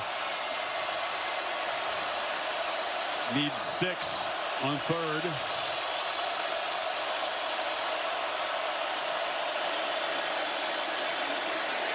Back foot throw, trying to loft it to Williams, who was tackled. And Georgia, it'll be another penalty on Danilo Jones to bail out Alabama. He didn't see the football, which was way Pass underthrown. interference, defense, number 15. 15-yard penalty from the previous spot. First down. Pressuring Ty Simpson. Every single time he throws the ball, this time it's C.J. Allen in his face. That's why there's nothing on the ball. And how often do you see it? The corner that gets out of phase, ball's underthrown. Williams trying to work back, gets hands on him, doesn't turn to look for the football. So an easy penalty there on pass interference on the Dogs. So 2 penalties on Jones, setting up Alabama as they finally try to dent the scoreboard here. Quiet night for this guy, Bernard. Simpson took a look that way, now launches down the middle end zone, incomplete for Brooks. Everett was coming across in coverage. Did he get a piece of that pass? But I'll tell you, Ty Simpson did a good job of selling that off to his left. So as soon as I circled Bernard, he kind of did a stalk block and go. Simpson looked that way, but ends up going the other way, and just the right hand, not quite able to connect there with Brooks, who had just a step on Everett there. Could have been a touchdown. Brooks just one catch tonight for 1 yard. He's been a big part of the offense down the stretch for Alabama.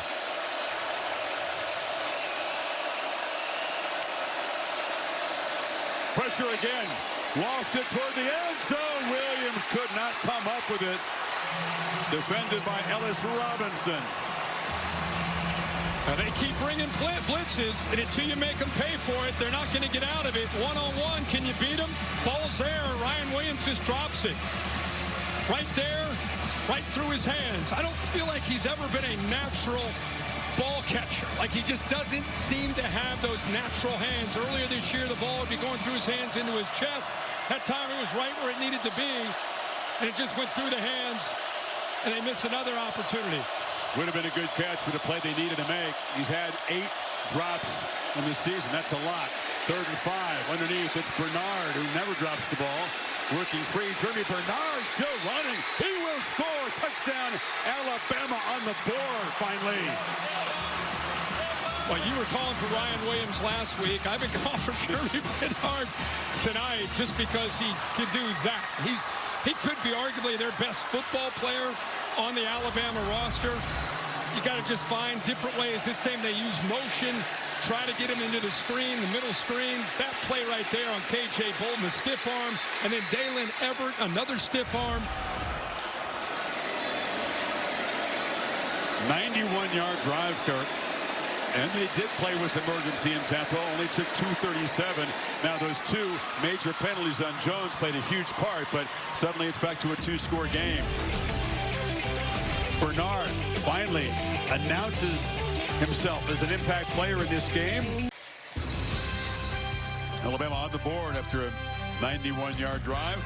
Jeremy Bernard, a 23-yard reception from Simpson, turned a short pass into a big gain finally. They've rarely done that tonight. Bernard getting away from the Dogs defense. And this is certainly a little more interesting here.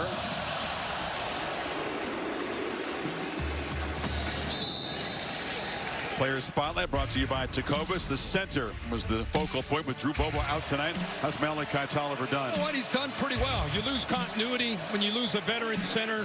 That was a big question early. That was early in the game where they were able to work around him. But I tell you, he's kind of settled in, done really well in the run. Pass pro, haven't really necessarily called him out at all tonight. So for a guy that only played against Charlotte, last week when Bobo went down, he had to step in against Georgia Tech and had a week to get ready against this Bama defense. So far into this 4th quarter, doing a good job. Stockton on the move on 1st down. Sideline pitch. And Branch works his way back and dives forward for a 7-yard gain. Anybody that's watched Georgia football knows that when the 4th quarter comes around, Gunnar Stockton has played his best football. In fact, he's done so well in the 4th quarter that the coaches have tried to encourage him. Hey, man, trust it early and let it go. We don't want you just to be that aggressive guy in the 4th quarter. Some of that's been in Knoxville and against Ole Miss when they've had to get aggressive and play with some urgency. But, man, he plays at a different kind of speed in the 4th quarter.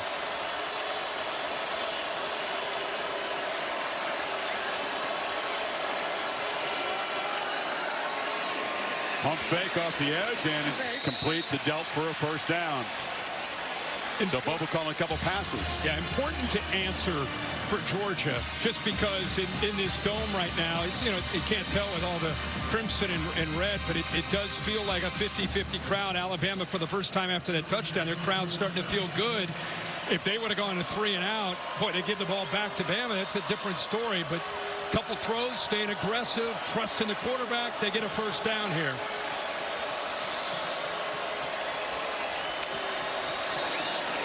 Bell coming across. Stockton faked it to him, and he'll be hit by Keenan for a loss. Kane Womack, the defensive coordinator from Alabama. Anytime you see motion with Dylan Bell or Zachariah Branch, it's either going to be a jet sweep or it's going to be a quick throw. It's just an extension of their run game. He had 9 Crimson Tide defenders flying downhill. Nowhere to go that time for Bell. Keep in mind, Holly told you Xavier Brown is out of the game. Damani Jackson opposite of the true freshman to John Lee on the outside. Keeper. Stockton. Lowers the shoulder. And falls forward. Hill Green right there.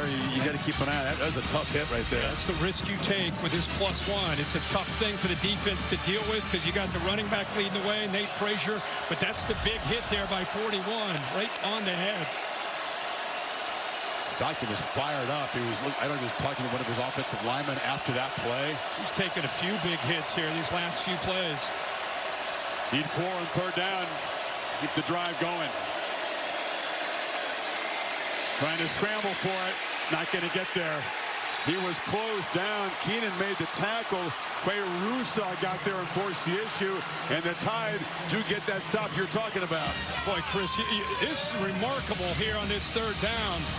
And he's not necessarily known for his ability to rush the quarterback, but look where he's lined up on the right side. He comes all the way over. If he doesn't make that move that was designed for him to come around on that twist, but he keeps the edge of the defense against a very mobile quarterback. What a play. So Georgia got 1 first down, used 3 minutes of clock, but will now give it back to Ty Simpson with 9:18 to play. Thorson is just an animal punting the ball. Deep boot, and it's muffed initially by Adams. A scrum for it. Did he retain possession? This could be disastrous for Bama, but number 7 runs it out of there with the football, says, no problem.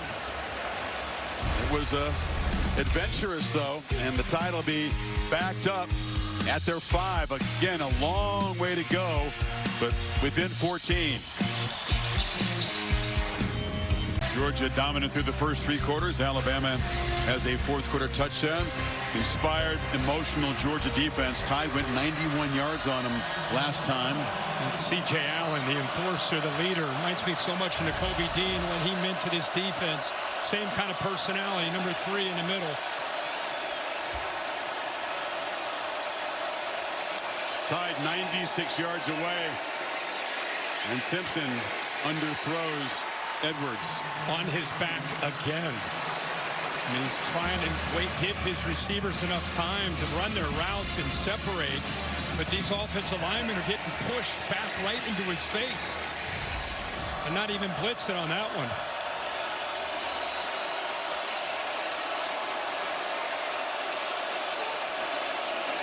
Pressure comes again. Ball out. Catch made. And it's Bernard.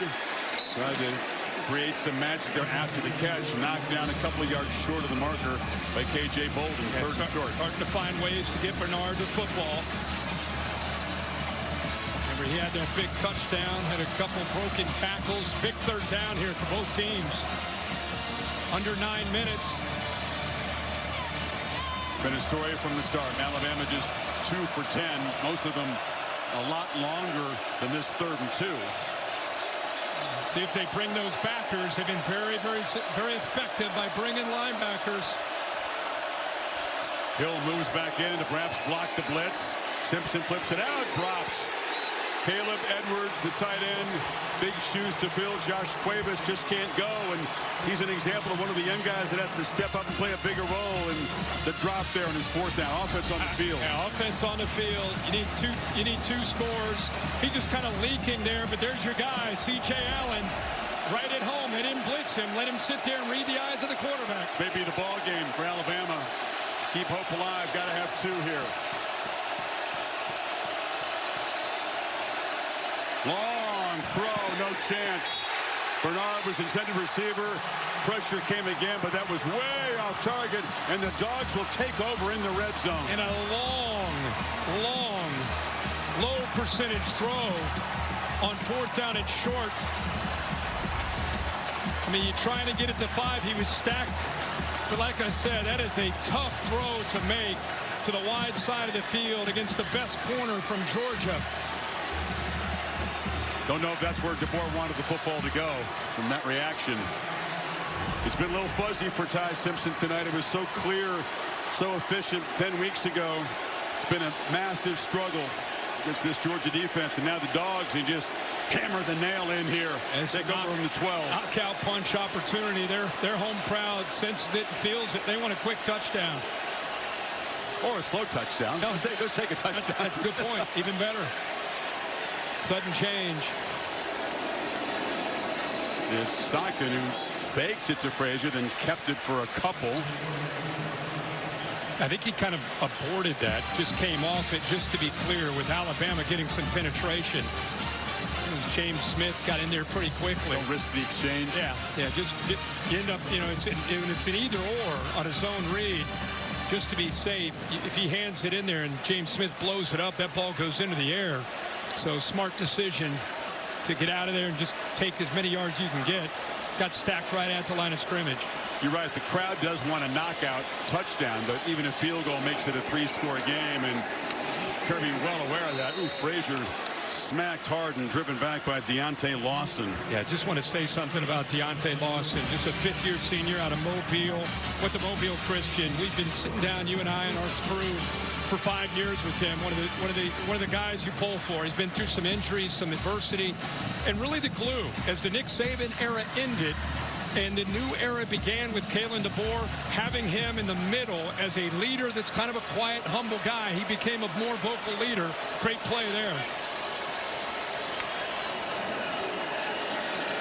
Branch trying to find some space and scores! The Dogs deliver the dagger.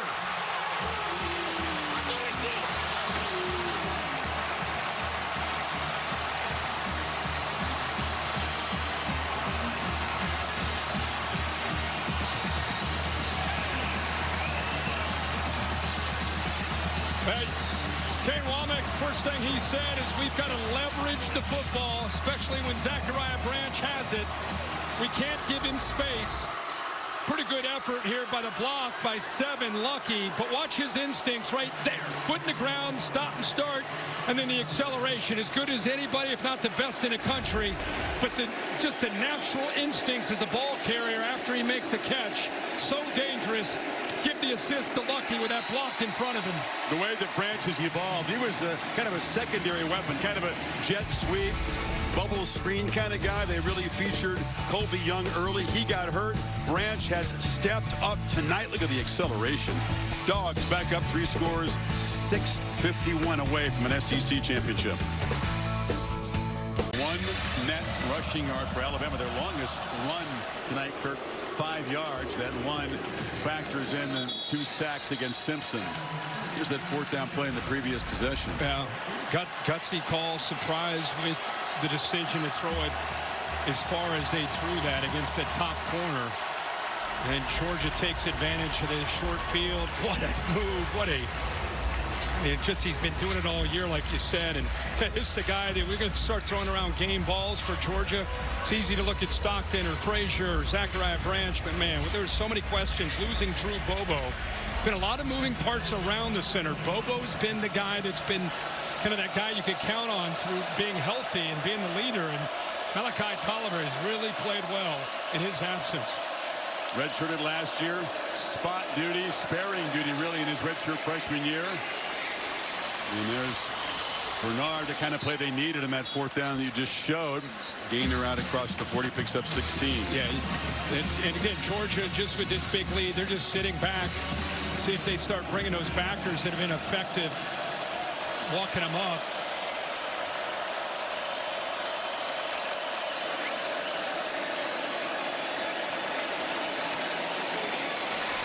Catch made just short of the marker. And Jones drives Bernard back. They're just rushing forward, dropping 7 into coverage.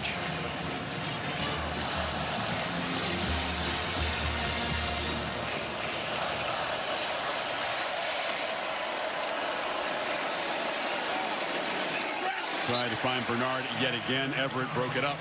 Yeah, again, I think there are people watching right now, and I think if you're a Miami fan, I personally think Miami's going to be in because I think BYU's loss the 2nd time to Texas Tech could ultimately impact them.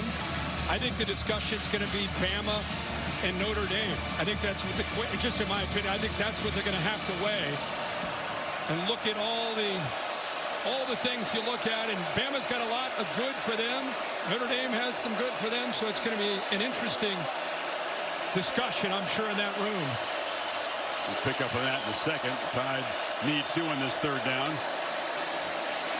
Simpson has time. Does he have anybody open? No, he's going to take off. He's going to be tackled short. It's going to be 4th down here. C.J. Allen, the heartbeat of this team. The guy that teammates say is just wired differently. And just to clarify, the reason I think Miami will be in is because I think BYU could slip beneath Miami, which would put Miami and Notre Dame together. And that's where the head-to-head would come in favor Miami over Notre Dame. Let's watch this 4th down play, and I'm going to pick up that with it because the Herb Street playoff predictor is different than the All-State. Yeah. And I make it very clear, I have no say in anything. I don't know anything. I'm just going by what the committee does with their rankings, trying to respond to what they do from 1 week to the next. And everybody's been clamoring about, what about head-to-head? What about head-to-head? But Miami's been so far away from Notre Dame. Maybe they shouldn't have been, frankly. Maybe they shouldn't have, but I'm just saying they have, based on the committee's rankings, and it really did come into play. Well, now, after last week's rankings, the only team that was in between them was BYU. And I don't think teams should ever be punished for playing a conference championship game, but in this case, you and I called the game in Lubbock. It was one-sided. You watch it again today, pretty one-sided. I just wondered, do they punish BYU for playing that second game in that conference championship? Or do they keep it? I don't know. I mean, that's what they have to figure out. Yeah, we'll watch the 4th down play.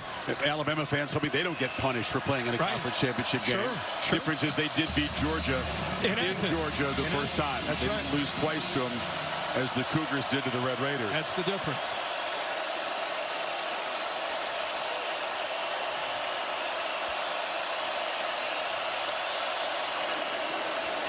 Simpson, and they work hard to find Edwards, who releases late and converts the 1st down to the 41.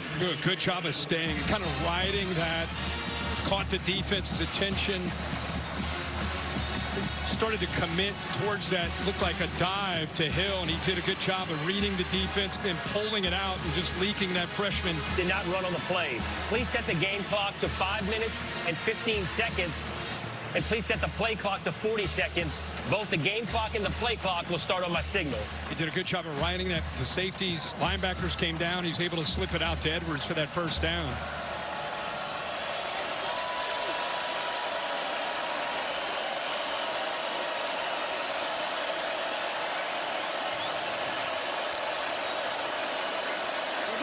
Pressure is picked up this time. Simpson, low throw into traffic. Dangerous pass attempt. K.J. Bolden was patrolling the area.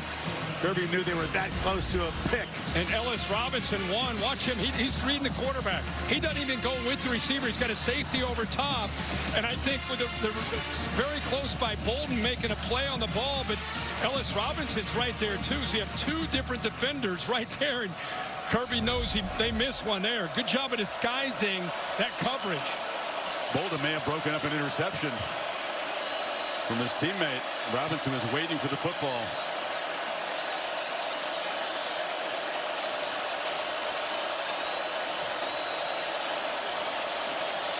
Simpson has some space. Can he get the edge?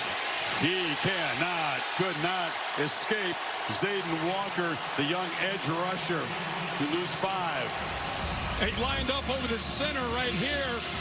And then he just watches him. He's just spying. I mean, I don't know what kind of... That's a linebacker, edge defender. It's got to be a 4-5, right? I mean, that is speed chasing down Ty Simpson. We saw Ty Simpson last week show some wheels. It looked like he was running with ankle weights on there with Zayden Walker chasing him down. He's very proud of his scrambling ability. He says he's a very good athlete, but taking some punishment today, not able to escape that time. So 3rd and 15. 2 plays to get the yardage. Short throw, Bernard. And it's a second throw downfield to Daniel Hill. A trick play. Hill rumbles downfield into Georgia, so the pass and then the lateral across the field. That's incredible. And they brought 6. Once again, Simpson gets hit. They brought 1 more than they could handle, so he gets hit. What a job by Bernard, who was a Wildcat quarterback in high school. and did a good job there, not just throwing it, but leading him. Made sure it was a backwards pass. Now end zone for Bernard over his head. They've been all over number 5 tonight. Ellis Robinson in coverage that time. He does have the one kind of explosive play we've seen from either side tonight. Georgia doesn't have a 20-yard play. Bama's just got the 23-yard touchdown play from Bernard. Longer than 21 yards. Yeah. And that kind of grinding game. Well, they both sides, but especially for Alabama, yards have been very, very tough, and they tried to run the ball, but just have not. They've been running uphill against his front from Georgia. Simpson, the tear off his hands. Every single time he drops back to throw.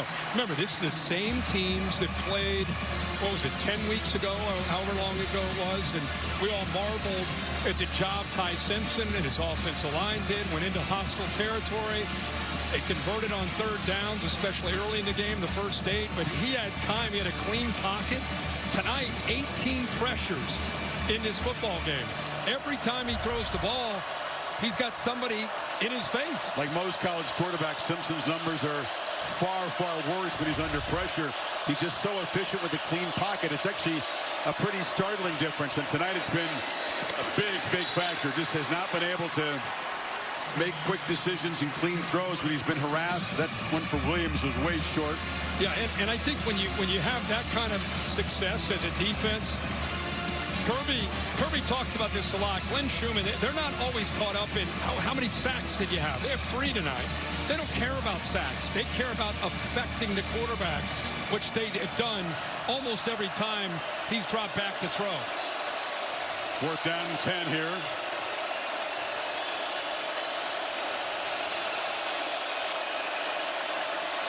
Dogs looking for one more big defensive play to punctuate this performance. Pressure comes. Simpson stays alive, has to make something happen on 4th down. Spins away, heaves to the end zone. Oh, bounced right off the chest of Bernard.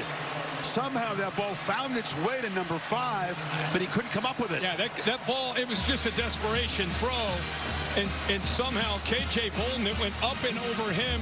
Dalen Everett had his back turned to the quarterback, so the ball got, he tipped it just his second time. He's just got a fingertip on the ball. What a view right there. Otherwise, that's a touchdown. Just by getting that fingertip on the ball, change the trajectory in a millisecond. And their best receiver, Bernard, unable to hold on. And the Dogs 3-20 and counting away from another SEC championship, securing top 4 seed in the 12-team bracket, earning that first-round bye, which means we would not see the Dogs again until around New Year's Day when the quarterfinals would unfold. They'll need every day of rest. And Alabama, which was told by the computers and most of the pundits that they were a virtual lock no matter what happened today, has not secured the automatic bid, and will have to put it in the hands of the committee and hope that this performance doesn't detract from what was a pretty exceptional regular season with plenty of wins over ranked teams. There remains some intrigue tomorrow for sure, though. Oh, yeah. Stockton still has the ball and is weaving around and would just duck down and take a loss. Remember last year, all 4 teams that had the bye lost? Yep. 0 for 4. Also remember last year when Alabama took a kind of subpar Oklahoma team and lost on the road. That's eventually what kept them out of the playoff. They lost to a much, much better Oklahoma team again this year at home. And if Alabama does have trouble getting in the bracket and the committee goes elsewhere, it'll be the Sooners again that will have kept them out with that loss. That's true. What's the drama here, Chris? What do you think? Well, what happens 9 to BYU? through 12 is the drama. What happens to BYU after a second loss to Texas Tech? Are Miami and Notre Dame going to be side by side, which would favor Miami with head-to-head? And what are they going to do with Alabama? Is Alabama going to be okay? And if not, how far will they drop after have to play a bonus game against a team that they already beat in their building, in their stadium. Well, historically, every time a team has lost a championship game, they do drop. Sometimes just one, sometimes more. So you can expect some kind of a drop. Certainly talked about BYU. That was a different circumstance than this game. But you could expect Alabama to drop and get a little tenuous. Yeah. Noon Eastern time tomorrow on ESPN is that reveal. Here's Bowens. Chauncey Bowens spins out across the 30. And it feels like the top 4 seeds will be Texas Tech and Georgia, and if Ohio State, Indiana, depending on how that game goes, whoever wins will be the 1 seed. Whoever loses, if it's a competitive game, will probably be still up in the top 4, I would think. Look, we do make our living week to week in the SEC, but there's things to talk about when this conference, they attend to Bowen. Look, I mean, there's great teams in the Big Ten. The two best teams, 1 versus 2, and I can't wait to watch it. Texas Tech's a deserving top 4 team, but the depth of this league, the punishment that you have to absorb week in, week out, it's been talked about for a long time, but it is really a real factor when you look at teams trying to get to this part of the season and make a playoff case. You got teams like Texas, which lost to Ohio State early, took a non-conference game in a tough game, 14-7, won the stat battle, lost on the scoreboard, and they're going to be penalized for taking that game because they're probably not going to make the field. Vanderbilt, great season. They're probably not going to get in. That's how deep this league is. So that's not hype, and that's not bias. That's just the reality. It's just watching the games. It's just truth. Big Ten has 3 really exceptional teams at the top. It's a very top-heavy league. The SEC, for a while, was considered very top-heavy when it was Bama and Georgia or everybody else. But now the depth is so significant that there are no easy passes in this league, period. It doesn't matter what the one-loss record is of the opponent. Be prepared. 2 minutes from trophy time here. I'll have that for you after the game, the SEC Championship Game trophy. I'll have that for you here on ABC. Tough one for Ty Simpson. His younger brother, by the way, Graham Simpson, won a 3A state championship at Tennessee, throwing for 566 yards and 7 touchdowns. Wow. Ty said, could you just save some of those yards and touchdowns for me? The different story of the Simpsons, as Ty's going to come up short, unable to match the brilliance of that first performance in Athens. It took all of what he had there to come out of there with a win, and Georgia was determined to make him really uncomfortable tonight, and they did so. Congrats to Kirby Smart and the Georgia Bulldogs. You know, we've been around their team all year. They've been known as a resilient team. You know, he talked about they've lost some great players over the years, probably more than anybody over the last 4 years to the NFL. This team had needed time to grow up, and they developed. They got more comfortable with each other, learned through some mistakes, and now they win an SEC championship. They enter the CFP as one of the more dangerous teams, in my opinion, going into it. It's going to be a lot of fun to see what kind of run they can make. Kirby, with those 2 national championships, said, I'm a guy that had more natties than SEC titles. These are hard to win, and now he's won them in back-to-back seasons and beaten Alabama in the championship game for the first time. Yeah, he and his staff, man, so much to be proud of. Good to see him smile. I mean, these guys are under so much pressure. They just constantly pushing. They pride themselves on their physicality, and it sure paid off tonight. Gunnar Stockton, 20 for 26, 156 yards, a legend in the state of Georgia. Rabun County High School. He retired his jersey earlier this year. And now he's going to be an SEC champion quarterback for the Georgia Bulldogs. The Dogs move on to the playoff. Exclamation point to their SEC campaign.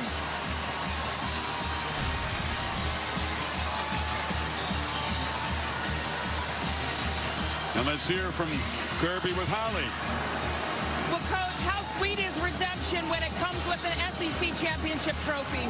Well, it's not about redemption. They got a great program, great head coach. It's about our team tonight. These guys have been told and doubted, and since that last game, they can't beat this team. Our team was really physical tonight, played an excellent game, really proud of them, and proud for these Georgia fans, man. Your defense rose up and put on one of the best shows of their season. How did they do it? -3 yards rushing allowed. Trey Scott, Lynn Schumann, Thacker, T-Rob, Dante, that defensive staff's incredible. And that's Schumann and them's defense. That ain't my defense. That's Schumann and them's defense. Incredible job. Coach, you've said all season this is a team that cannot be killed. How does this give you some momentum moving into the playoffs? Well, we got to keep getting better. We got a lot of young players that stepped up tonight. We had a lot of injuries. They had a lot of injuries. Proud as hell for this team. Thank you, Coach. Let's go to Laura with Gunner Stockton. All right, thank you so much, Holly and Gunner. This time last year, you're thrust into this game with no warning. Now you're able to win this game, and this is your team. What allowed for your success tonight? This is awesome. Just the journey this season has been so far has been awesome. Just being able to play with all the teammates. I love everybody, and it's been amazing. I'm glad we have another road ahead.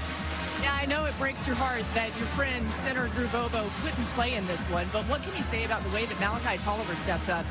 Yeah, Malachi did a great job. He just stepped up, and he did his butt off today.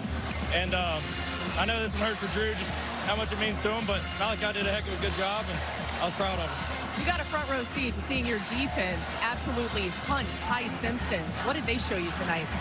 Yeah, that's what I have to go against every day in practice. So I know what Ty feels like, but I thought the defense did a great job and held them to little points.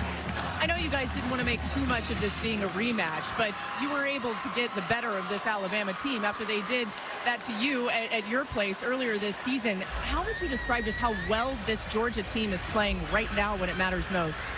Yeah, I think we're clicking right now at the right moment. And it's fun when it's like that. And everybody's having fun playing football and enjoying what they're doing. All right, congratulations. Thank you. Chris. A tremendous achievement, as we've said. MVP for going 20 of 26 with those 3 touchdown passes. Just in really complete command. The whole team was, and he's the beneficiary of a team that was incredibly well prepared. They won the line of scrimmage on both sides. And I think that really the block punt got them going, the interception by Everett. But this is a football team that came in and played really all 3 phases. They dominated this game. They deserve all the credit. You could hear Kirby Smart say, basically this team has a chip on their shoulder. They're tired of being doubted. They got to keep that energy after this championship, after this accomplishment. Don't lose that chip. Keep playing that way as they get ready for the next round. I love the